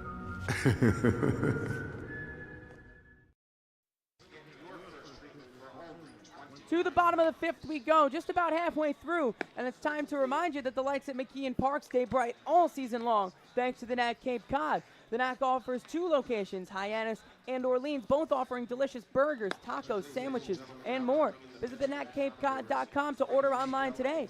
The Knack Cape Cod is proud to be the Light Up the Park sponsor of the Hyannis Harbor Hawks all season long. Cody Del Vecchio from UCLA in San Marcos, California, comes in for his second appearance of the summer when an inning and 2/3, giving up 3 runs. None of them were earned on 3 hits, struck out 1 and walked 1 against Katuitt back on the 14th of July, where the Commodores would lose 12-5. Hey, you want to talk about a mustache that even Lanthier has? How about Del Vecchio? I mean, he's sporting a mean stash of his own. That is a nice mean stash. Yeah.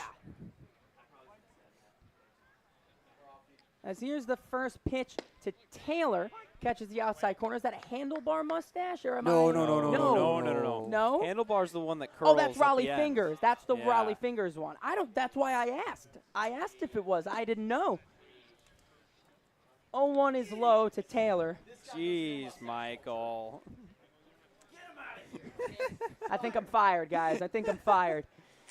As here's the 1-1 from Del Vecchio to Taylor. It's fouled into the screen. I'm a little shocked. You sport a little bit of facial hair yourself. It's a beard. It is nothing crazy. Nothing crazy.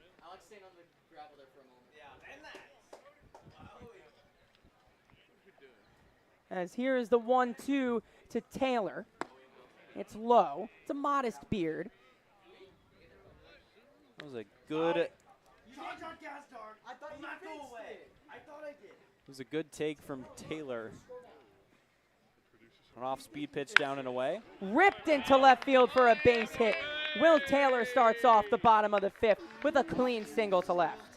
Big hit for Will Taylor there. He's jazzed up over at first base, has a big smile, and gets some gummy worms over by Drew Earhart down at the first base line.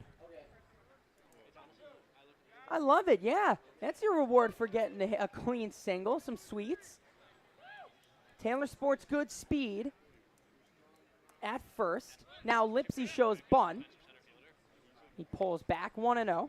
We talked about Lipsy being that second leadoff, and then Nick Mitchell behind him and Earhart. This is a lot of speed with nobody away. Watch the bunt to be in play for Lipsy as well. Bunted right at the plate, and it's bobbled by the catcher, Hyannis, and Lipsy beats it out. And that's what he brings you. First and second, nobody out, and that brings up the top of the order. That was a really, really good bunt from Lipsy. Perfectly placed down that third base line and then moving down that first base line to beat it out. So they give a hit to Lipsy, as now Del Vecchio has a conversation to be had with Hyannis, as it was Hyannis who tried to field that barehanded and squibbed it out of his hands. So could have gone either way, but they will give a hit to Trey Lipsy. Now you have 2 on, nobody away, and now you bring up still another speedy attack in Nick Mitchell, where you have to imagine bunt could also be shown here. You're going to see McGregor and DeBarge come in to touch the grass. And then you got the bunty, Zach Earhart, on deck. There is the bunt for Mitchell, and it's a good one. Del Vecchio fields, wanted third, but instead goes to first, and just about gets Mitchell. He forced McGregor to stretch, but it's fielded cleanly, and the sacrifice is successful. Now 2 runners in scoring position for Earhart. That one had a lot of velo going down to first base right at McGregor. He picks it up, sets his feet perfectly, has a look at second and third, but ultimately makes the right play to get it over to first, but a perfect spot on that bunt from Earhart, who sets up second and third for a dangerous hitter in Zach Earhart. Who sees the first pitch go outside. And you're going to see a huge gap because you're going to have the center fielder, Spikerman, come over to play directly behind second base. So now that left center field is massive in that gap, especially in that deep part of the park. They're also giving Earhart a lot of the right field line. You don't really see many of the center fielders or any teams for that matter allow a contact guy to pull, as there's the gap down that right field line. A very spacious gap for Earhart to attack. As here's the 2-0. Now 3-0 the count. Really good pitch, but an even better take there, just diving out of the zone. That off-speed pitch, and now 3-0 with a runner with a base open, but you probably don't want to face Cam Smith right now with one out and the bases loaded. The 3-0, there's a strike to Earhart. Fastball at 93, outer third of the plate. Earhart 0 for 2 so far on the night. A fly out and a fielder's choice back in the first. Later came around to score. 3-1, another strike. Count is now full.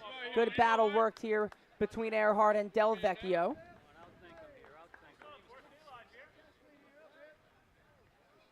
For Earhart, if it's close now with a full count, got to protect the plate and protect this opportunity.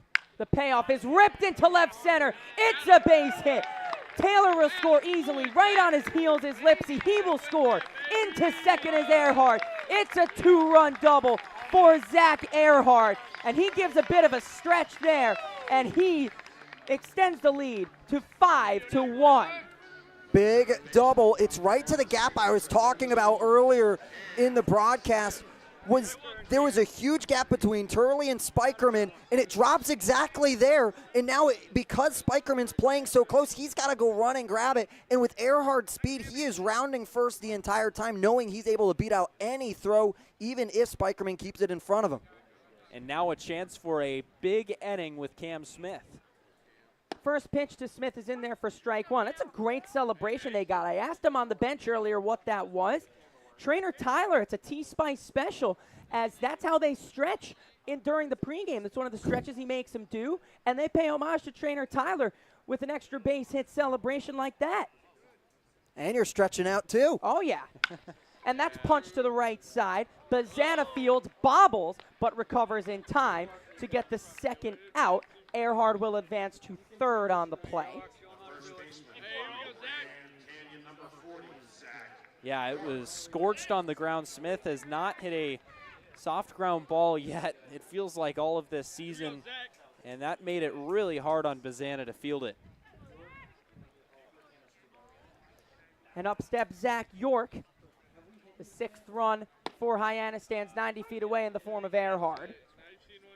And yeah, we were just talking about how it's so interesting how they allowed for that gap to pull for Earhart. He went right after it. He said, "Thanks very much, I'll take it." As there is now an 0-2 count to York.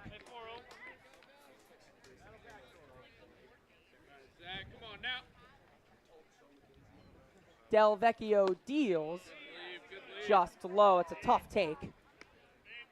And that was York showing off his great control of home plate on a really nice 0-2, laying it off.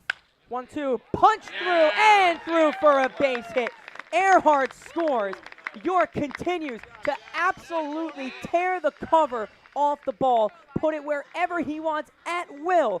An RBI single for Zach. Now 6-1 to Hyannis. Yeah, he gets those gummy worms, and a great job of just punching that one through the left side of the infield.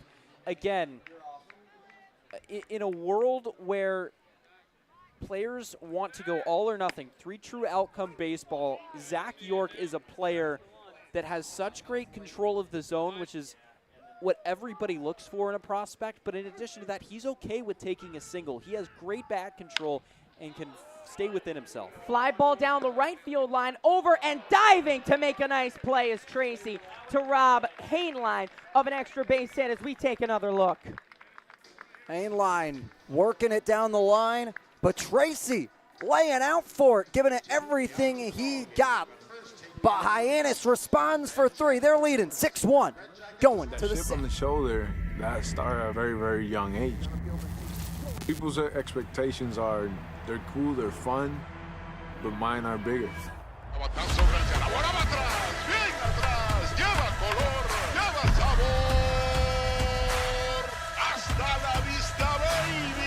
When you play in New York, they want to see winners.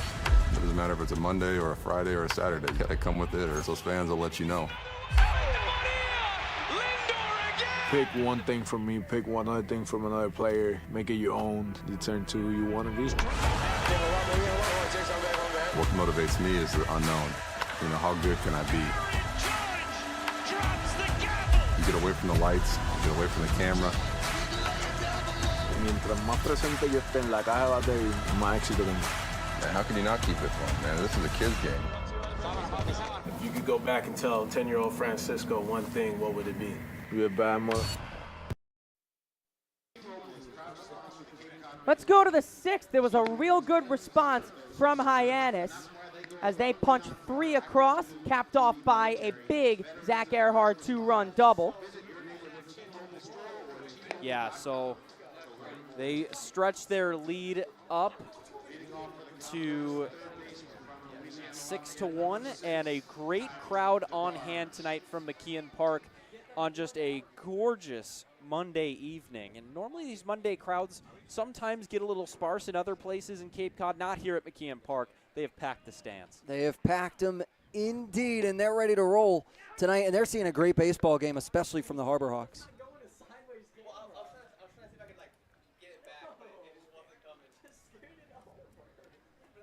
Colleran back out for another inning of work.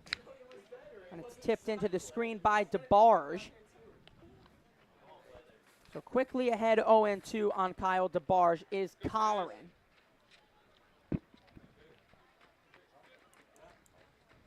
As here's the 0-2, just outside.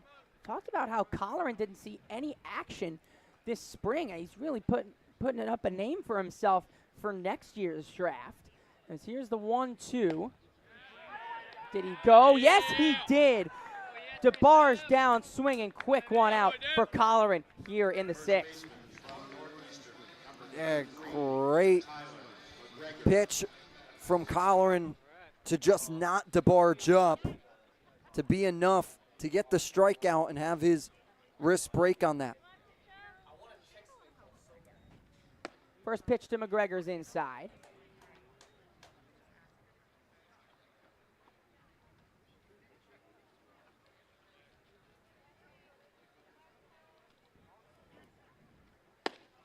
Gets another pitch inside to McGregor.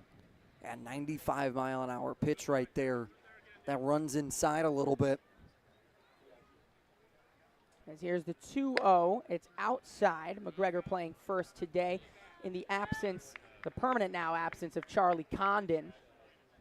Georgia first baseman, going to be a huge name in next year's draft as well.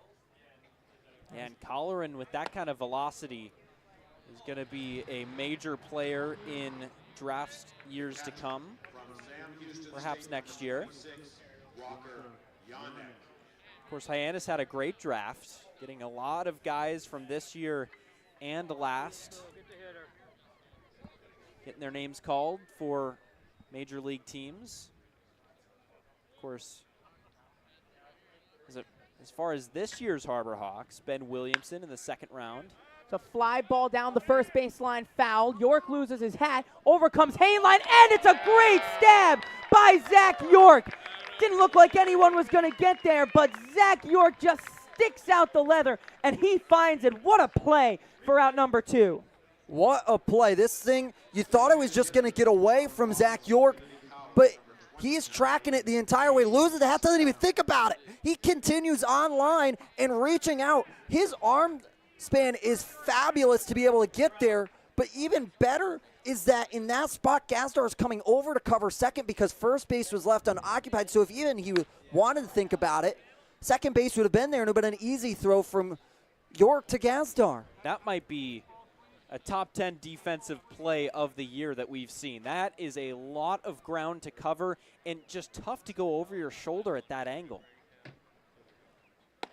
0-1 dunks in to Snell. Quickly 0-2 down is the designated hitter today.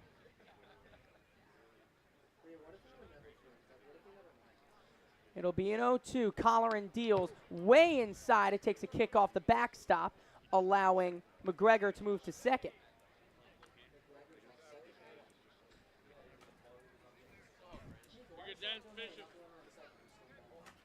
Pitch that got by Donay a little bit. Yeah, was kind of put in a tough position right there. Had to reach all the way across. He set up in the opposite direction. Here's the 1-2. It's chopped on the ground. Gazdar glove side, and it's through for a base hit. Taylor will field it in center field and have no play. McGregor will score. It's an RBI single for Snell with 2 away. And now a 6-2 ball game. Good piece of hit in there. Just chopped that one back up the middle. And they're able to score one across and make this a 4-run ball game. So the inning now extended for Keelan, who takes the first pitch low.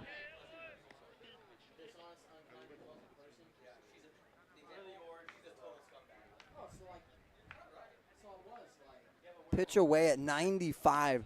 Colleran's velocity is enough for scouts to be eager and wanting to take a look at the Northeastern Husky, especially after he's coming off of injury.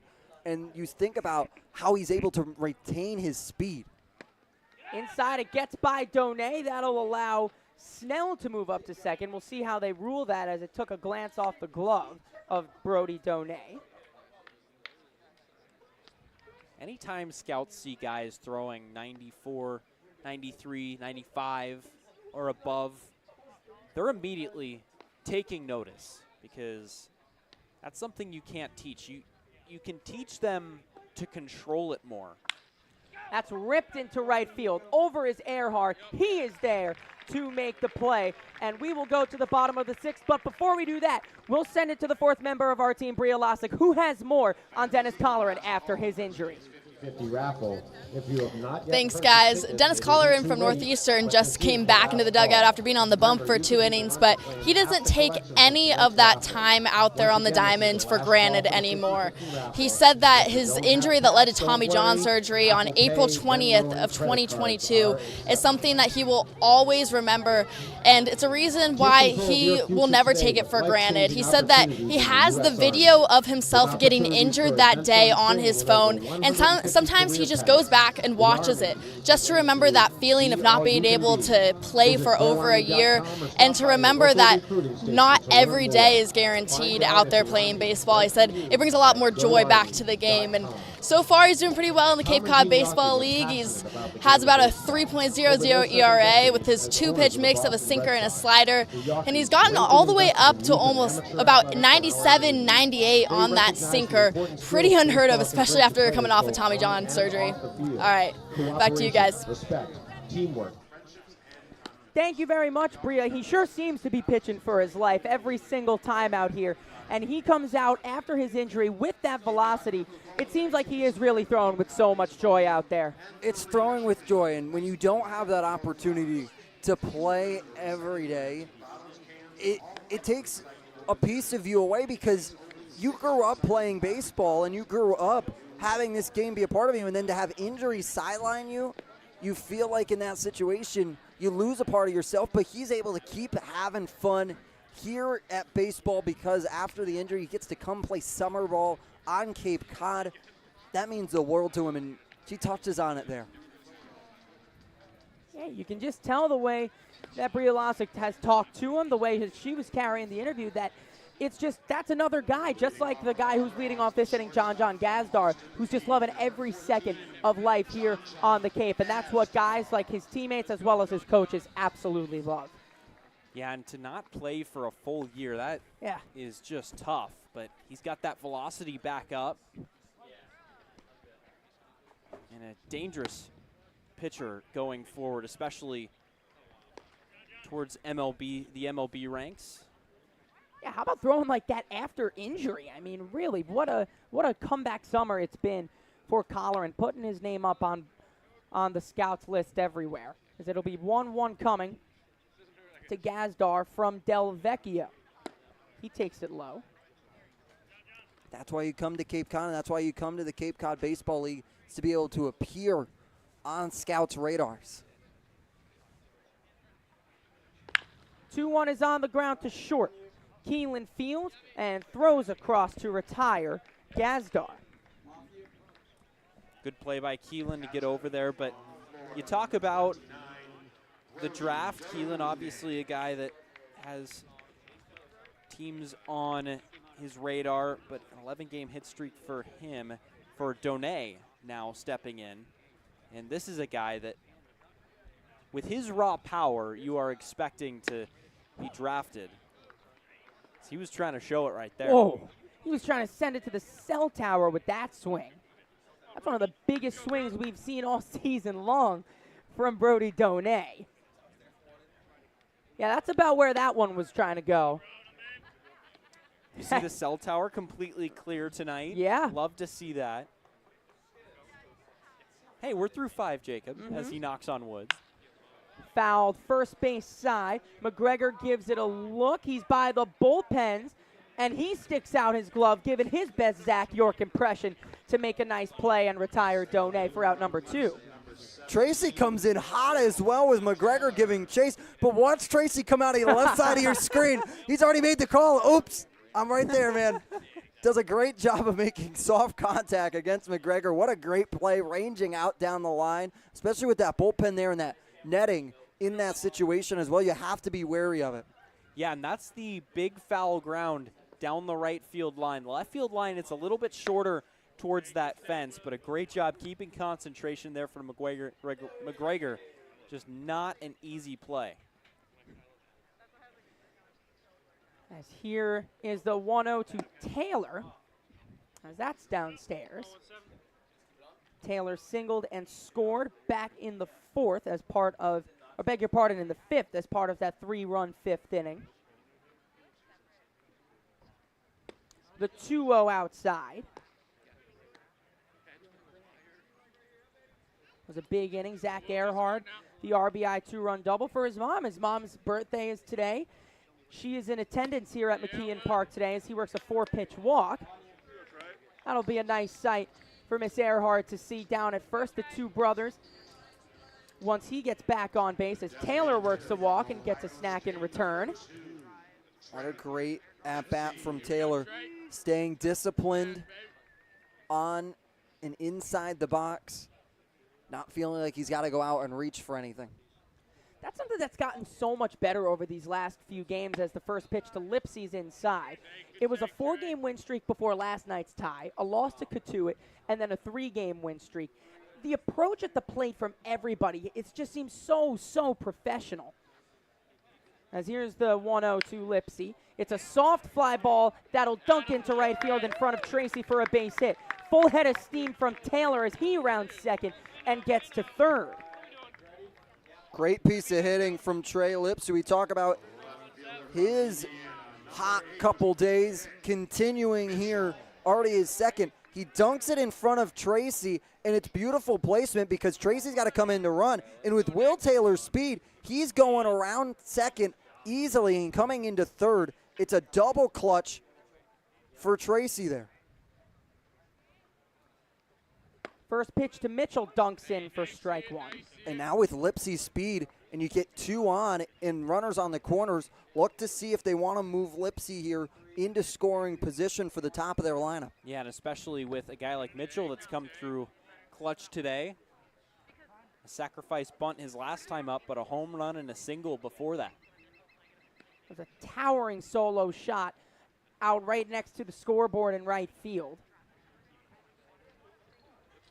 It gave Hyannis a 3-0 lead at the time. They've now stretched their lead to 6-2 and look for more with 2 outs here in the bottom of the 6th.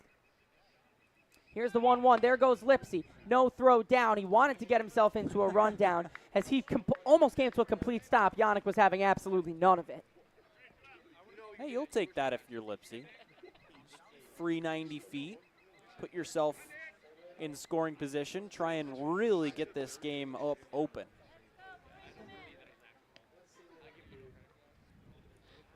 Here's the 2-1 from Del Vecchio. It's bounced in the dirt. Good block by Yannick. Now 3-1 the count. And you see a lot of Cape League teams doing that. It's just trying to create havoc on the base paths, trying to put a ton of pressure on that defense. Here's the 3-1 to Mitchell. Catches the outside corner. Count is full. You see James Fonseca the second base umpire in there because he's got to cover 2 bases here on the 3-man rotating crew. He's got to watch the pickoff, especially on the leave, but also the base right behind him. That slap to short. Keelan boots it, and that'll allow Taylor to come through to score. Lipsy moves to third, and on the E6, it is now 7-2 as Taylor comes across. That was the ground ball to end the inning and get Del Vecchio out of it, but the inning will continue.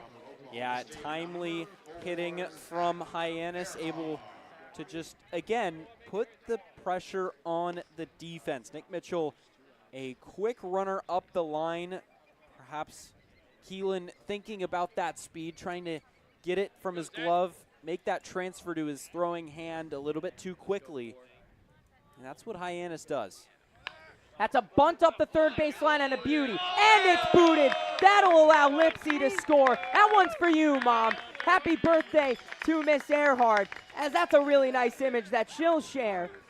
As Drew and Zach both share one at first, Lipsy scores now 8-2 on the beautiful bunt from Earhart. What a great bunt, pushing it down, and it's greatest speed by Lipsy. He's jumping off the bag in time, and he's going in. He committed to it. There was not a second part of his hesitation. He's going home the entire way, and DeBarge knew it and overthought it. And up and in gets Cam Smith. He flips that bat away in frustration. Seems a little shaken up, but he'll be okay. He'll take his time with his equipment as he goes down to first, loading the bases for York. And that is number 47 on the season for Hyannis. They have really opened their lead up on the hit-by-pitch category on Brewster, now leading by 16 if Brewster hasn't been hit by a pitch already. Taking a bit more time is Cam Smith. Definitely felt it. But he gets himself on, loads the bases for Zach York with 2 outs. As he wraps it to first, fielded and booted again, this time by the first baseman. Late shuffle to first, and he's safe. That will allow Earhart to score, and it's becoming a comedy of errors here for Falmouth. They came in 9th in the league in fielding percentage at .964 with the second most errors at 39. And in this inning alone, they've now attacked on 2 in this spot. And now this is going to elicit a conversation, especially with the entire defense, because a lot is moving and nothing can be breaking their way.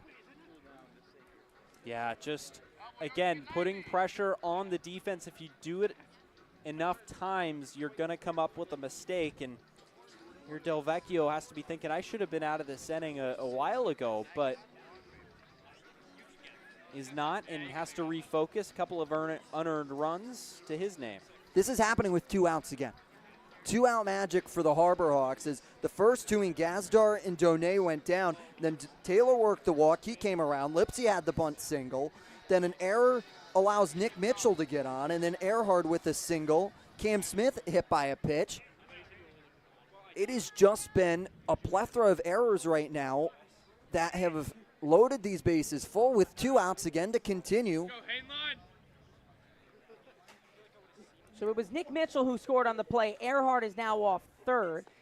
Elijah Hainline tips that into the mask of Yannick. He is the 9th Harbor Hawk to come to the plate here in the bottom of the 6th. Scores now 9-2 to Hyannis. 2 errors, 1 from the shortstop Keelan and 1 from the first baseman McGregor have allowed this inning to extend, and Hyannis has taken advantage. And that is the biggest thing for Hyannis. When the door at this time, when they've been 7 of their last 9, when it's even a little bit ajar, they come bursting through and open that so that they're able to get runs. Chop to third.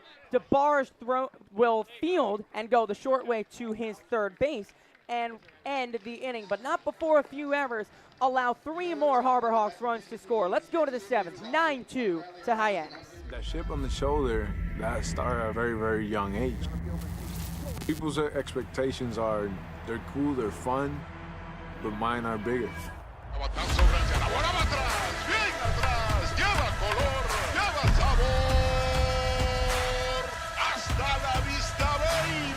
You know, When you play in New York, they want to see winners. It doesn't matter if it's a Monday or a Friday or a Saturday. You got to come with it, or those fans will let you know. Pick one thing from me, pick one other thing from another player, make it your own, you turn to who you want to be. What motivates me is the unknown. You know, how good can I be?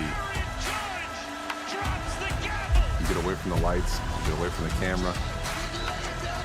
Mientras más presente yo esté en la caja de batería, más éxito tengo. Man, how can you not keep it fun, man? This is a kid's game. If you could go back and tell 10-year-old Francisco one thing, what would it be? Be a bad mother. As let's go to the 7th, but first first we'll take a look at Eli Trop. He's been real good so far this season. Eli Trop has a 2.25 ERA through the summer, appearing in 3 games, has struck out 7 and walked 3. He has been really stellar so far for the Harbor Hawks. Comes out of the University of Pennsylvania in Seattle, Washington. Yeah, a guy that has come in and been stellar through 3 innings so far. A guy that is going to deliver a little bit of a sidearm delivery, maybe a little bit above a sidearm, but very nasty stuff, tough on righties. And we just want to remind you quickly that the wait is almost over. Floor & Decor is coming to Hyannis on September 7th. Get ready for unbelievable everyday low prices on tile, wood, stone, laminate, vinyl, installation materials, and more. Our high-quality selection cannot be beat, so mark your calendars for September 7th for Floor & Decor's grand opening in Hyannis. At Floor & Decor, you'll discover thousands of in-stock prices, all at a price you'll love. We promise you'll never experience anything like it, but soon you can. Come explore Floor & Decor, opening in Hyannis on September 7th.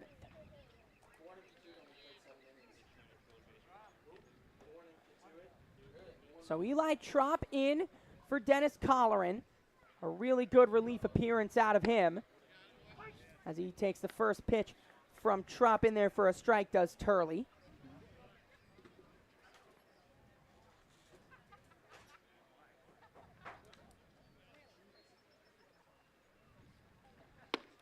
Swing and a miss. Good slider from Eli Trop. That guy who brings a lively fastball to the table. One of the highest spin rates among Hyannis pitchers. The 0-2 is low. 2,500 RPM and topped out in his last outing on June 15th. That was on Saturday. Here's the 1-2. It's low. Talked about pregame, guys, about how if you're the coaching staff, you're a little bit more willing to let arms go a little bit. And now with a 9-2 cushion, you can get some guys a little bit looser if you want to, a little bit less of a high leverage situation. So the defense or the offense getting them out to a lead will allow for a lot more lenience if they want it. And exactly that. You have the opportunity for Trop to work in around the zone and be a little bit more selective on the pitches he wants to use since you have that cushion. Here's the 2-2 to Turley. Tipped into the glove of Donay. He holds on, and quickly one strikeout for Eli Trop as Turley goes down swinging. A little bit of more juice on the throw around the diamond from Brody Donay, understanding how big it was to be able to squeeze that one shut so that you're able to get the out. Yeah, now the 8th strikeout by Hyannis pitching today. It's been a dominant performance so far. And only 1 walk so far as well.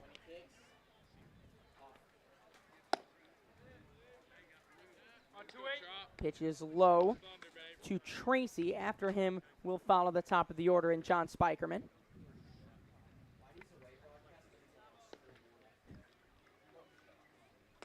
Here's the 1-0 from Trop.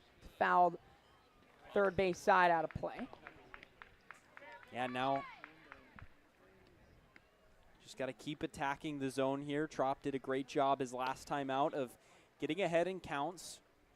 Here even 1-1. Long set and hold from Trop.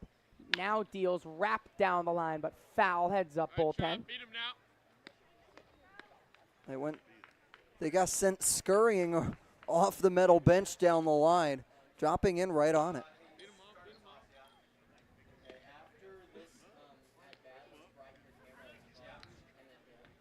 As here is the 1-2 outside to the Texas A&M Aggie.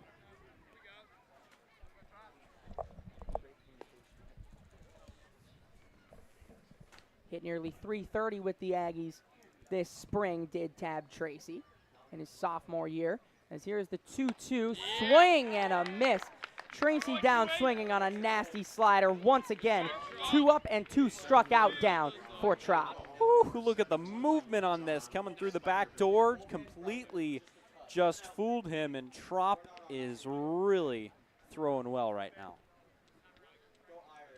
So 2 away now for Spikerman.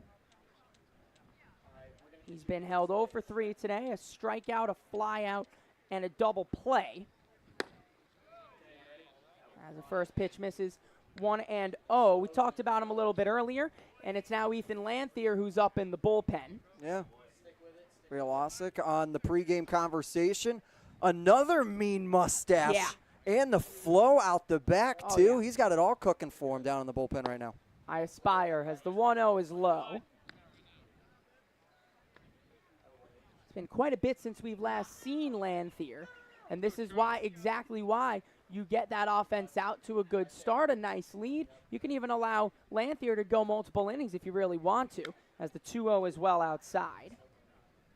Yeah, 75-mile-an-hour breaking ball that tried at the last second to be a dead frisbee and cut back down into the zone, but it was not there in time. Last saw Lanthier all the way back on July 5th in a losing effort to YD. As here's the 3-0 from Trop at Spikerman's knees for strike 1. So that frame from Brody Donay, this is the modern game in catching in the terms of framing. He starts with his glove on the dirt and towards his body. He's going to come up through it. Watch it on this play. Nope. Yep. It's a fly ball to center and deep. Taylor back, reaches out and crashes into the fence to make a fantastic play. Will Taylor ends the inning in style. Will Taylor, you've played at McKeon Park a couple of times, man. You know where the fence is, and he even leads out for it. Gives it a little bit of a jump off the 2 feet into the warning track. Yeah, the fence is there, but he won it. It's 9-2, Hyannis leading. He's pumped up. Hyannis getting their bats. Retirement strategies come in all shapes and sizes. One strategy does not fit all when it comes to reaching your retirement goals. And considering all your options may be, well, more than you want to think about. So whether you're looking to retire or already living in retirement, Your future begins at Dean College. Make a difference. Leave your mark. Break the mold. Be a leader. Achieve unimagined heights. Believe in yourself. Make lifelong friends. This is your time. Your place. Your home. Your Dean. It all starts here at Dean College.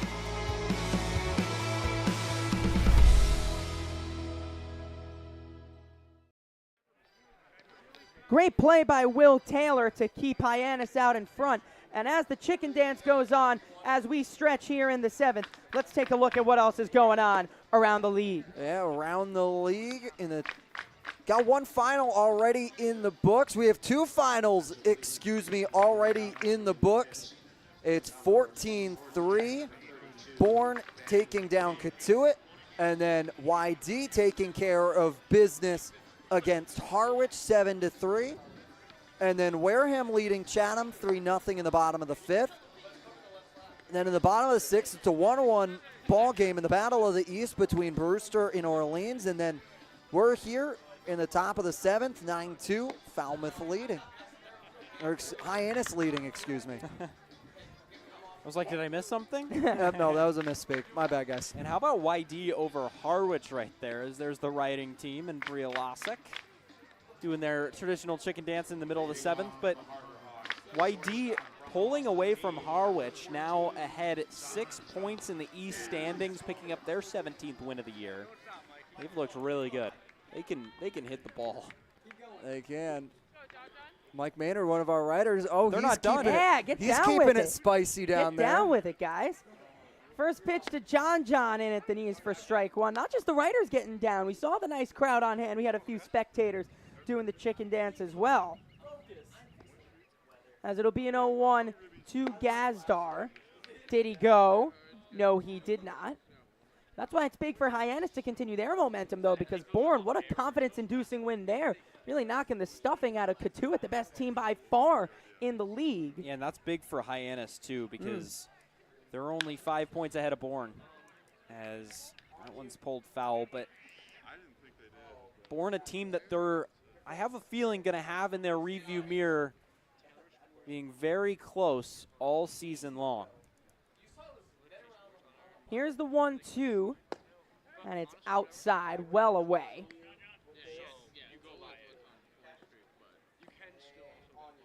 And now Ben King comes into the game for Falmouth. As John launches a fly ball to left field and deep. Back it goes, and just in front of the track is Spikerman to make the play for the first out of the bottom of the seventh. King getting tested there early, and he's already been tested so far this year. Gazdar gets a great piece of it. Just a better track by Spikerman. If he just had a couple more feet on it, it would have been over into the deepest part of the park where we saw Hainline be able to put it a couple days ago. Donet off the end of the bat, and the first baseman, McGregor, had to come flying in to prevent King from making that play. Really good catch from McGregor to make sure his pitcher doesn't have to do much of that work, and quickly 2 away as Donet's retired. What a play, and what a play by our cameraman, Nico Sharp. Take a look at this. McGregor comes in flying, calling off King, and makes the grab behind King. Great communication. We've seen some web gems today. Of course, you saw York going about 120 feet into foul territory, avoiding the dugout of Falmouth to make a nice over-the-shoulder play. We saw a couple of double plays turned by Gazdar and Hainline, and now that one very nicely done. Here's the 0-1 to Taylor, well outside. Gazdar, Donet, and Taylor were the same 3 that led off the 6th inning as they almost batted around, bringing 9 Hyannis Harbor Hawks to the plate in the 6th. Here's the 1-1. On the ground, hard to short, fielded by Keelan. He fires across and puts it away. A nice quick inning for Ben King as 1-2-3 go the Hawks. Let's go to the 8th. 9-2 Hyannis. That chip on the shoulder, that started at a very, very young age. People's expectations are, they're cool, they're fun, but mine are bigger.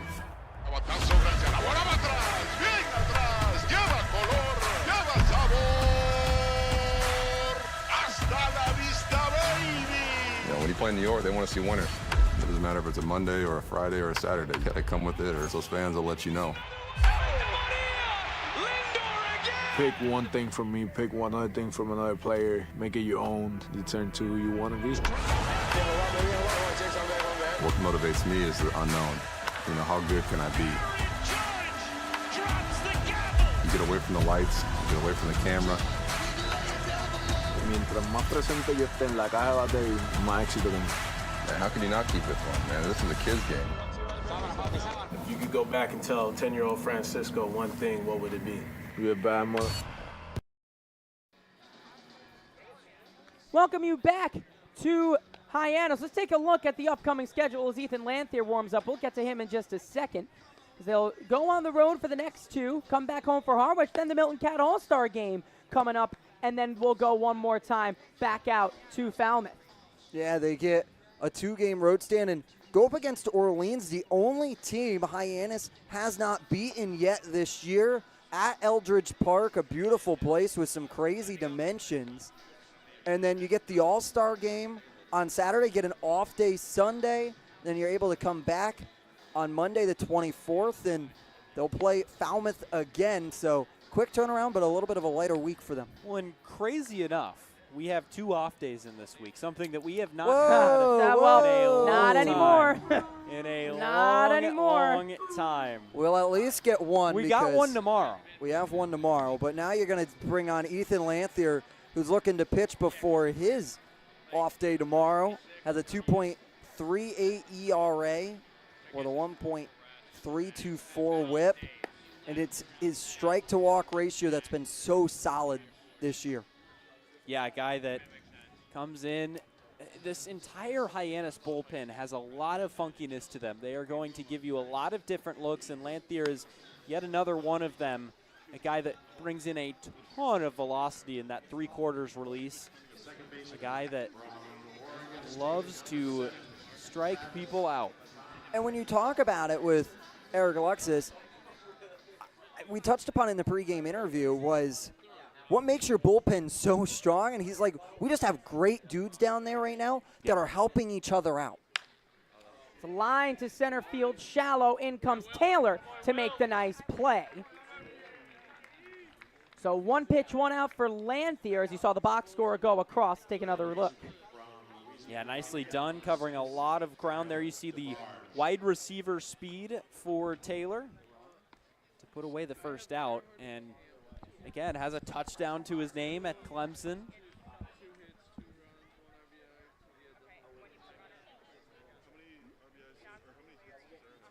First pitch to DeBarge, dunks in for strike 1.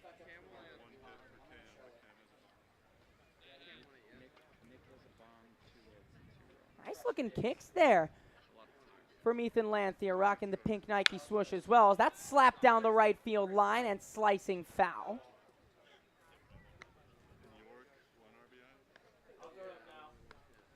As there's, you see our box score again, 2-8-3 for Falmouth, 9-11-0 for Hyannis. Didn't need those errors. They've really been putting the runners on base too all day long. It's been dominant so far from Hyannis. As here is the 0-2 from Lanthier, just dunks in low. Nicely done. Perfect 0-2 pitch right there. Even better take, though, from DeBarge, who really had a look at that one, but maybe expect a high fastball here. That's where they're setting up. 1-2 low. Never mind. It's the first time in almost 2 weeks we've seen Lanthier throw. He gave up 2 runs to YD, only the second time all season he's given up any runs. As it'll be a 2-2. Lanthier deals. Low and away. Count is now full.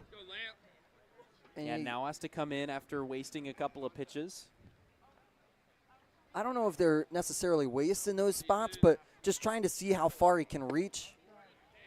Just outside from Lanthier as DeBarge works a walk. He was very poignant on how he was trying to set the zone, and he was trying to see if he could be able to work him outside any further, but couldn't get him there to even budge on the outer part of the zone. Yeah, that's a good pitch right there. Outer third of the plate. Might have caught a little bit of black right there, but not quite. Swing and a miss. A big one, too, from McGregor.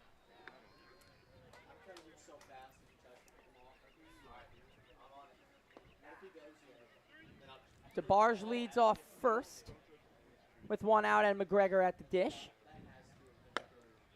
Well upstairs from Lanthier, 1-1 the count. Upstairs at 93 miles an hour. Upstairs on that fastball. Such easy power from Lanthier, too. It just makes it look effortless. Yeah, another guy that's going to have the attention of a lot of major league teams is there's a perfect off-speed pitch. With that kind of pitch, I mean, how can't you be turning heads? And that was that pitch. He was just trying to work it into the zone we saw in DeBarge. Here's the 1-2.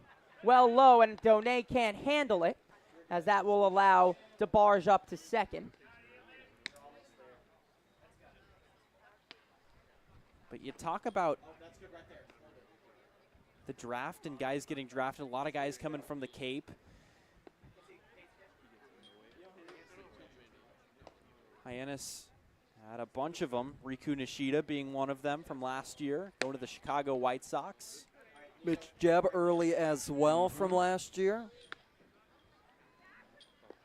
We've got a lefty down the line and Tyler LeBlanc warming up. New add to the roster. Here's the payoff. Pitch to contact and foul down the line. Smith going, still ranging, and doesn't look like he'll make the play as he tried his own Zach York impression down the other line, but just not enough time for Smith to reach out and pluck. Just too far out of the reach of Cam Smith. If Cam Smith can't get to it, I don't know too many people that will be able to with his speed over at third base and the tracking. They'll give Smith just a little bit of time to get back into position. Ethan Lanthier working the pitch clock. He was ready to go. Yeah. And nobody was set. The 3-2's inside. So McGregor works a walk. So now you got to really buckle down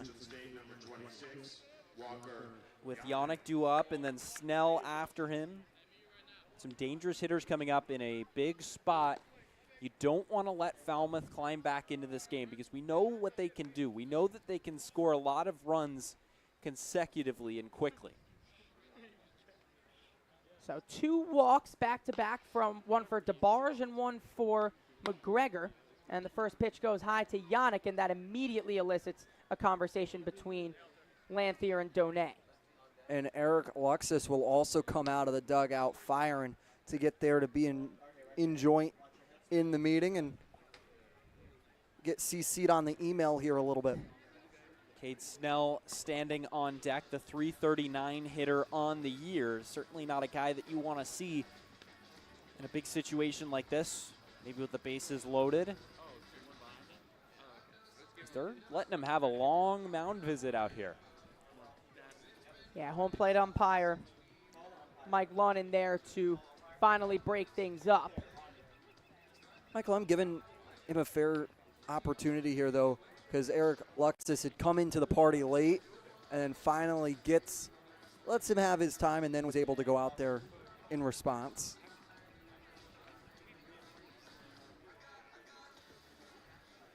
So big at bat here, despite the score feeling out of reach. It's never over till it's over. Hawks lead 9-2 over the Commodores. But they've worked themselves 2 walks against Ethan Lanthier. As the 1-0 bounced in front of the plate. Ooh. Good block by Donay. It's a little bit more of what you want to see from Brody behind the plate. Yeah, keeps the double play in order. Maybe some more scavengers. I don't know if he got the memo that there hasn't been a home run out there recently, but doesn't stop him from trying. He's just positioned himself out there. He's ready if one was to come. Swing and a miss. Good pitch on the outer half from Lanthier with the heat. Registers at 94 on our gun, maybe a tick or 2 higher than that. 2-1 the count on Yannick. Yannick trying to make the most out of his opportunity. Now a pitch clock violation on Lanthier. Or will it be the batter? It will be on the batter. On Yannick. So that runs the count to 2-2.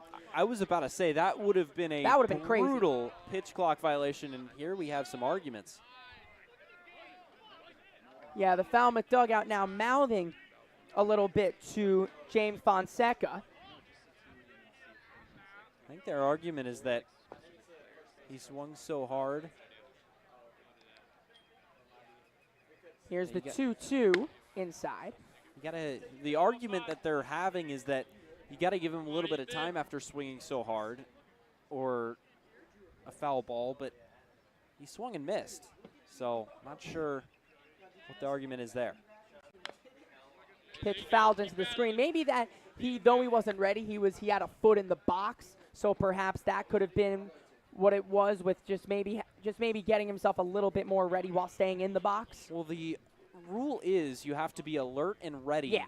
At, 8 seconds? 8 seconds to go in the pitch clock, which moves to 20 with runners on. High fly ball. York turns and leaves it as Hainline calls him off and makes a good play. Runners stay put, 2 away with a good play from Hainline.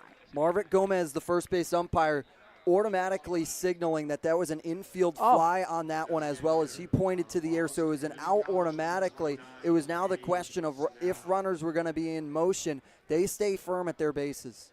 Now, it sounds arbitrary to talk about, but technically it was an infielder who made the play, but that's not in the infield. So I guess because it's Hainline's ball, I guess that's why it's called. Mark Gomez pointed to the sky and called it, so at the maybe umpire's wanting a little discretion. dialogue. That's all we know. Just want a little dialogue, just to see what you guys think about that. 1-0 fouled over the screen. Yeah, here you getting even in the count. Have to continue to pound that zone. Snell, a dangerous hitter. A community college guy, but we see those guys go high in nearly every major league draft. A ton of talent comes out of JUCOs in the sport of baseball. Especially since JUCO, you're able to take that next step. Only a year. Only a couple years, exactly. You can play 1 year of JUCO ball before declaring for the draft or entering the draft. Depending on your age, and a couple more eligibility questions in there as well. But it is a little bit quicker if you feel like you want to get there that quick. You're able to take the JUCO route as well. Hey, maybe you're not ready to be drafted out of high school. You just take a year, develop your skills a little bit more instead of going to a big 4-year university where you only are eligible after 3 years or you're 21. Snell has worked the count full, so both DeBarge and McGregor will get a head start. As here's the payoff. Swung on and missed. That's a big strikeout for Ethan Lanthier. He comes back and gets Snell swinging to strand 2. Let's go to the bottom of the 8th now, 9-2 to Hyannis after Lanthier holds the runners on. Hey, Mama, what's up? Did you switch my service from Verizon to T-Mobile? Yep. T-Mobile has the only nationwide 5G. Well, Mr. Know-It-All, let's see if you right about that. Mama. Hey, Mama, I'm working. It works at the pie shop. T-Mobile's 5G works inside and out. Hey, what you need, Mama? I'm trying to watch the game with my boys. It works in the park. Oh, okay. Mama? It works at the aquarium, in the parking garage, at the beach, in the elevator. It works in the movie theater, too. Oh, shush yourself. I'm talking to my baby. You're driving me crazy. I was just calling you to say thank you, baby. I love you. I love you too, Mama. Yes, Mama. It works in the kitchen. Tell Mama. Mama? 5G, it works in the club. Who are you in a club with? All about it. Tell Mama. Nice little nature shot gets us prepped up for the current weather right now. 77 degrees as we're approaching sunset in just about 4 minutes. Feels like 82 with that 82% humidity. That's for sure. I'm sweating up here. I don't know about you guys. Yeah, I think I speak for everyone in our production team, especially our producers who's behind us. They don't get the open window in front of them. We got to thank Jim, one of our head maintainer, brought a fan up here for us, providing relief. Thank you, Jim, who comes in crawling. Hey, there you go. Thank you. That was an absolute game changer when we discovered that. And it was right as the temperature was getting really hot. So Trey Lipsy leads things off here in the bottom of the 8th.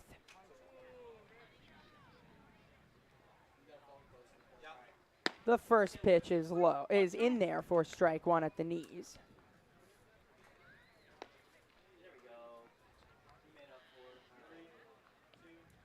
Lipsy has been, again, seen the ball really well, and today has a pair of singles to his name, and he is going to extend his lead on hit by pitches. Now 12 on the summer. First place in the Cape Cod Baseball League.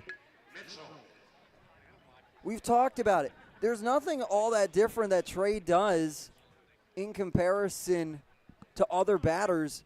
He's just got a magnet, and it's finding him. I don't understand it. Maybe he likes Britney Spears, just wants to hear the song a few more times. as that will bring up Mitchell. It'll be 9-1 and 2. Mitchell representing the leadoff as there goes Lipsy. First pitch there won't even be a throw as it dived deep back onto the back foot of Mitchell. He got a good jump. I don't know if they were going to get him either way, and he's obviously feeling good as there you see a full sprint into the foot slide.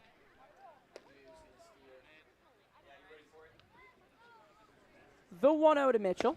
Wave and a miss. Good pitch. Really good pitch. Just dove out of the zone there. 88 miles an hour. A lot of arm side run on that.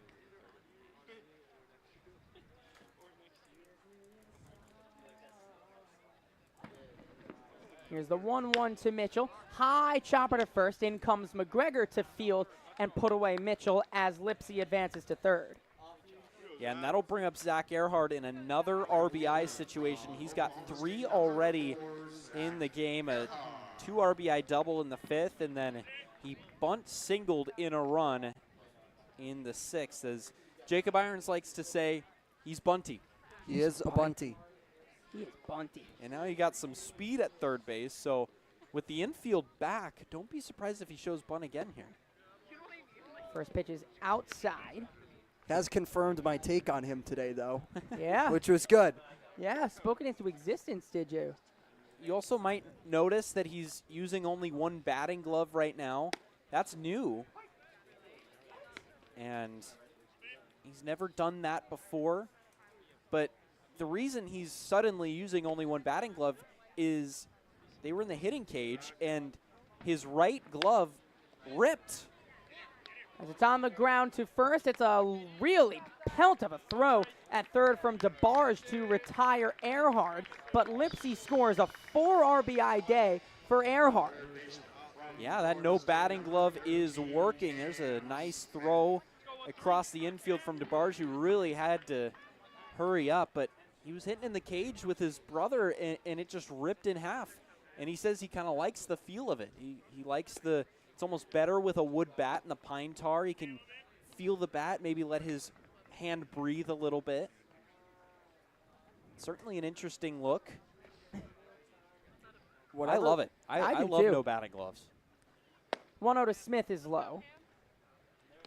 If it works for you, don't switch it. It might be weird, it might be odd, but you're the only person that most directly it affects. So if it works for you, keep it.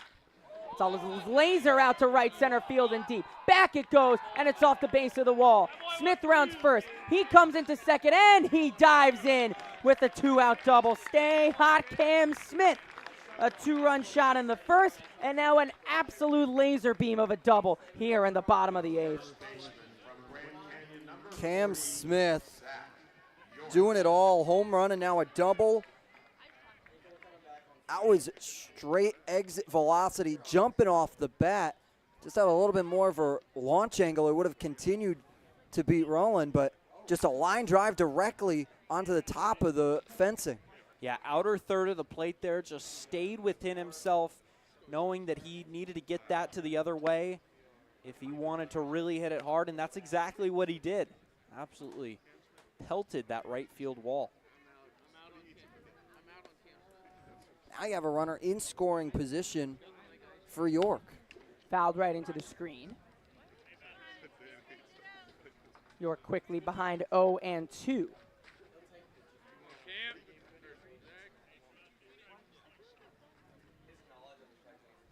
.96 miles an hour off the bat of Cam Smith as it's a slow tapper in between the pitcher and the catcher. King Fields throws, and just about hanging on to first was McGregor, and that retires the Harbor Hawks. So the 1 run comes across to make it a 10-2 ball game. Let's go to the 9th. Last flicks for Falmouth after this. Diet Coke? Were you my mom? You should be so lucky, because you know what moms do? Well, I suppose we should start with the whole giving you life thing. It seems like that should be enough. No? Okay. What about her ability to send shockwaves through the neighborhood without saying a word? Or whip up a ridiculous handmade costume that you forgot to tell her about? Not to make you happy, but because she had a reputation to uphold.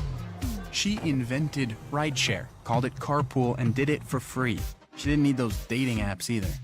You copied her jeans, her spin, her shoes, her scrunchie, and whether you realize it or not, her music.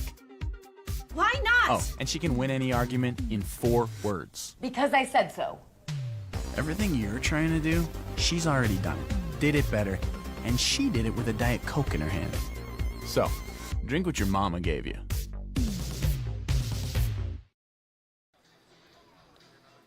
Last flicks for Falmouth here in the bottom of the 9th, and it's Tyler LeBlanc to close things out.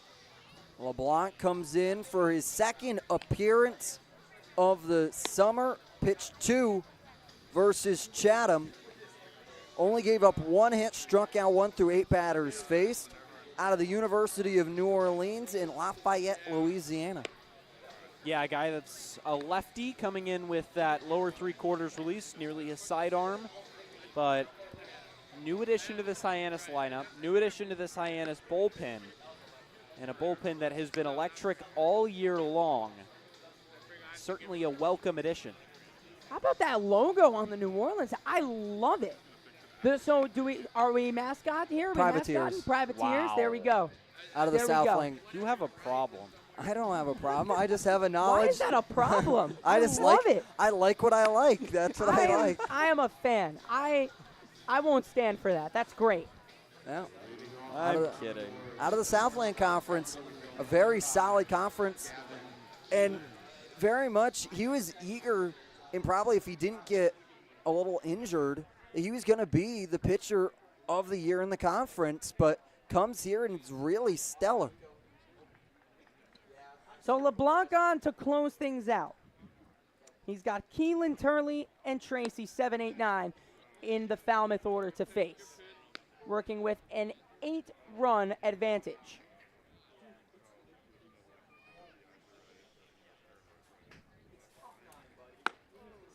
Upstairs, count is 2-0.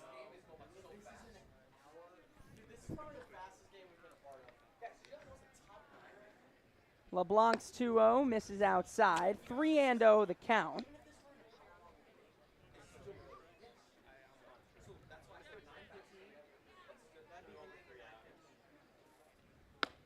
A 4-pitch walk to start off the inning for Keelan, and that brings up Turley after the 4-pitch walk. And for LeBlanc there, just had a little bit of jitters, but got those pitches out of you. Now you're going to go up against Turley, feeling confident there. Yeah, and that'll close the line on Ethan Lanthier. He goes 1 inning, does not give up a hit. Walks 2, strikes out 1, and no earns on his line. There's a strike from LeBlanc. Another Oregon State man in Gavin Turley.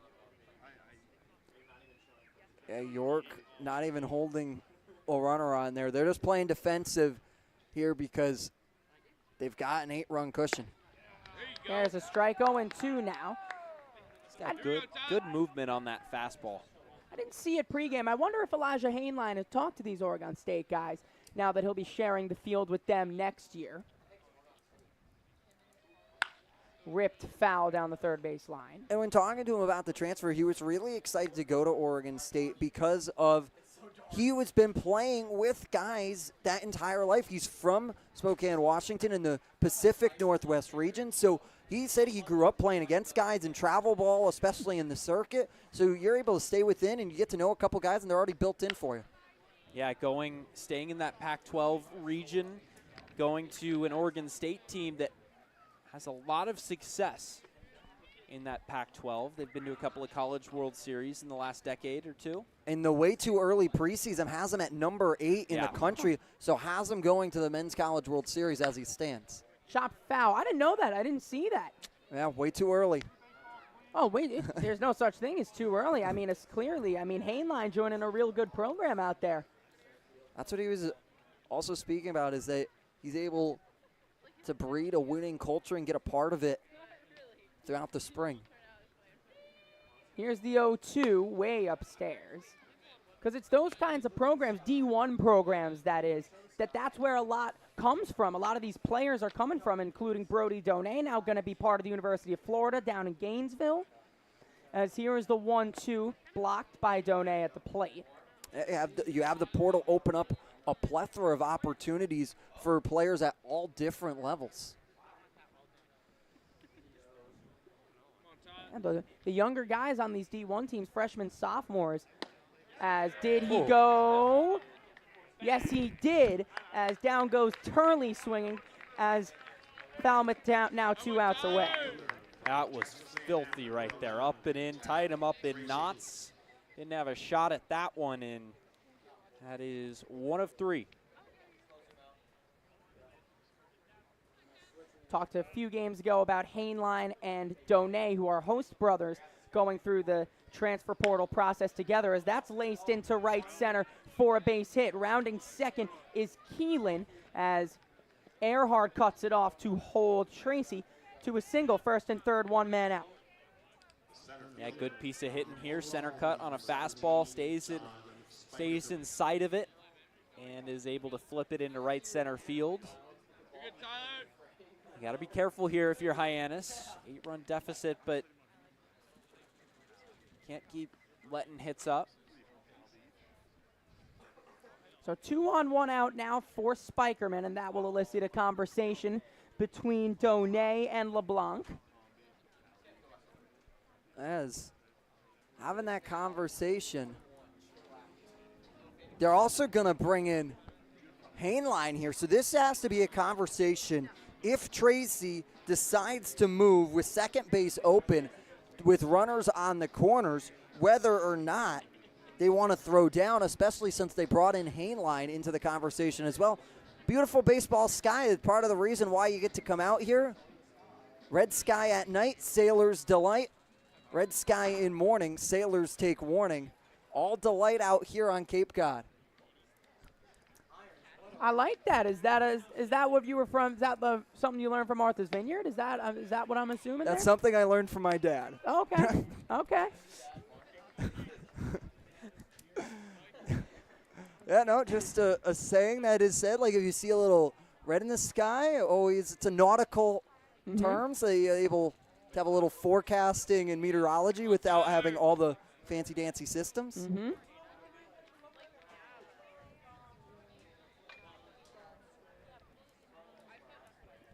It'll be a 2-0 to Spikerman from LeBlanc. And it's mishandled, and that will allow a called strike from home plate umpire Mike Lum, but interesting play is it looked like Donay might have gotten crossed up. Sounded like it could have gotten a piece of the bat, but it was a called strike, so it was in the zone either way. now 3-1 the count on Spikerman.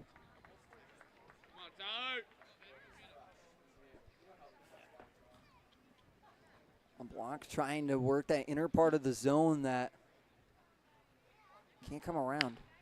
Fouled away. Good pitch. Got that on the inner third of the plate. Not much you can do with that. A fastball. Kind of off the lower end of that bat. Jammed him. Tracy out of the University of Oklahoma. The Sooner awaits the payoff. Lined right to York. Great play with the leap and snaring it to save 2 runs. Zach York climbing the ladder, coming off flat-footed, jumping up into the air. He's smiling. He knows how big of a play it is. He's able to grab it and come down with it. Great piece of glove work. Now 2 retired to try and leave 2 in scoring position for the Commodores. Bazana, the final hope so far for Falmouth, takes the first pitch away. He will be starting at second base in the All-Star game. As here's the 1-0. There's a strike on the outside corner. Yeah, getting ahead in counts has been a bit of a struggle here from LeBlanc, but he's done a good job to respond later. 1-1 fouled away, and the Commodores down to their final strike. 1-2 count with LeBlanc opening the opportunity. 1-2, 2 away. LeBlanc's 1-2 tips just into the screen. We'll do it again. Just stays alive. Inner part of the plate, still protecting, choking up on that bat. 1-2, 2 outs, 2 runners in scoring position. The pitch to Bazana. On the ground to second, this should do it. Hainline Field fires in time. Ball game and cue victory. A dominant win for Hyannis. 10-2, your final. And it was dominant by the pitching staff. Frank, Collar, and Trop, Lanthier, and LeBlanc all combined for 11 strikeouts on the day. It was a fabulous pitching performance, just both out of the starter, Frank, and out of the bullpen. We talked about it with Eric Luxus. The door was open to the bullpen today, and everyone that they called upon came in and was able to do a great job. And we always talk about getting length out of your starter, and Frank gave some length. It was a 4-inning outing. He gave up 7 hits, yes he did, but he managed the traffic on the base paths really well, only giving up that 1 earned run. The bullpen was nails today, from start to finish, from Collar into Trop to Lanthier to LeBlanc and Hyannis. A comfortable win against Falmouth tonight. 10 runs, 12 hits, no errors for Hyannis. 2 runs, 9 hits, and 3 errors for Falmouth. Hyannis moves to 18-12 and 2, closing some ground on Cotuit. And Falmouth drops 14-15 and 2 as Cotuit lost, so a bit more ground gained for Hyannis. A complete win here from McKeon Park for Hyannis on both sides of the ball. That'll do it for us here from McKeon Park. For Jacob Irons and Mickey Doolittle, for our producers, Nico Sharp, Josh Schreiber, and Grant McNew. My name is Michael Kirsting, saying so long for now from McKeon Park as the Harmer Hawks go on the road on Wednesday. We've got an off day tomorrow, but in 2 days' time, they head to Red Wilson Field to face YD. And until then, we'll see you on the other side. Thanks for joining us, everybody. 10-2 your final from McKeon. If you live here, fun is your thing. If you live here, tough is your thing. Smart is your thing. Caring is your thing. If you live in Massachusetts, community is your thing. Since 1972, the Massachusetts State Lottery has provided over $25 billion to help cities and towns with the things they need most. If you live here, giving is your thing.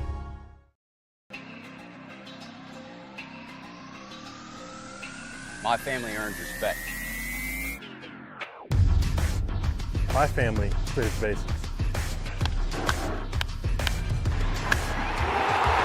My family breaks records.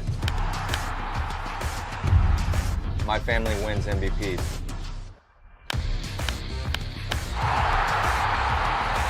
My family gives everything. My family makes history. My family wins championships. There's no family. There's no family. There's no family. There's no family like my family. Join the fam. Join the fam. Join the fam.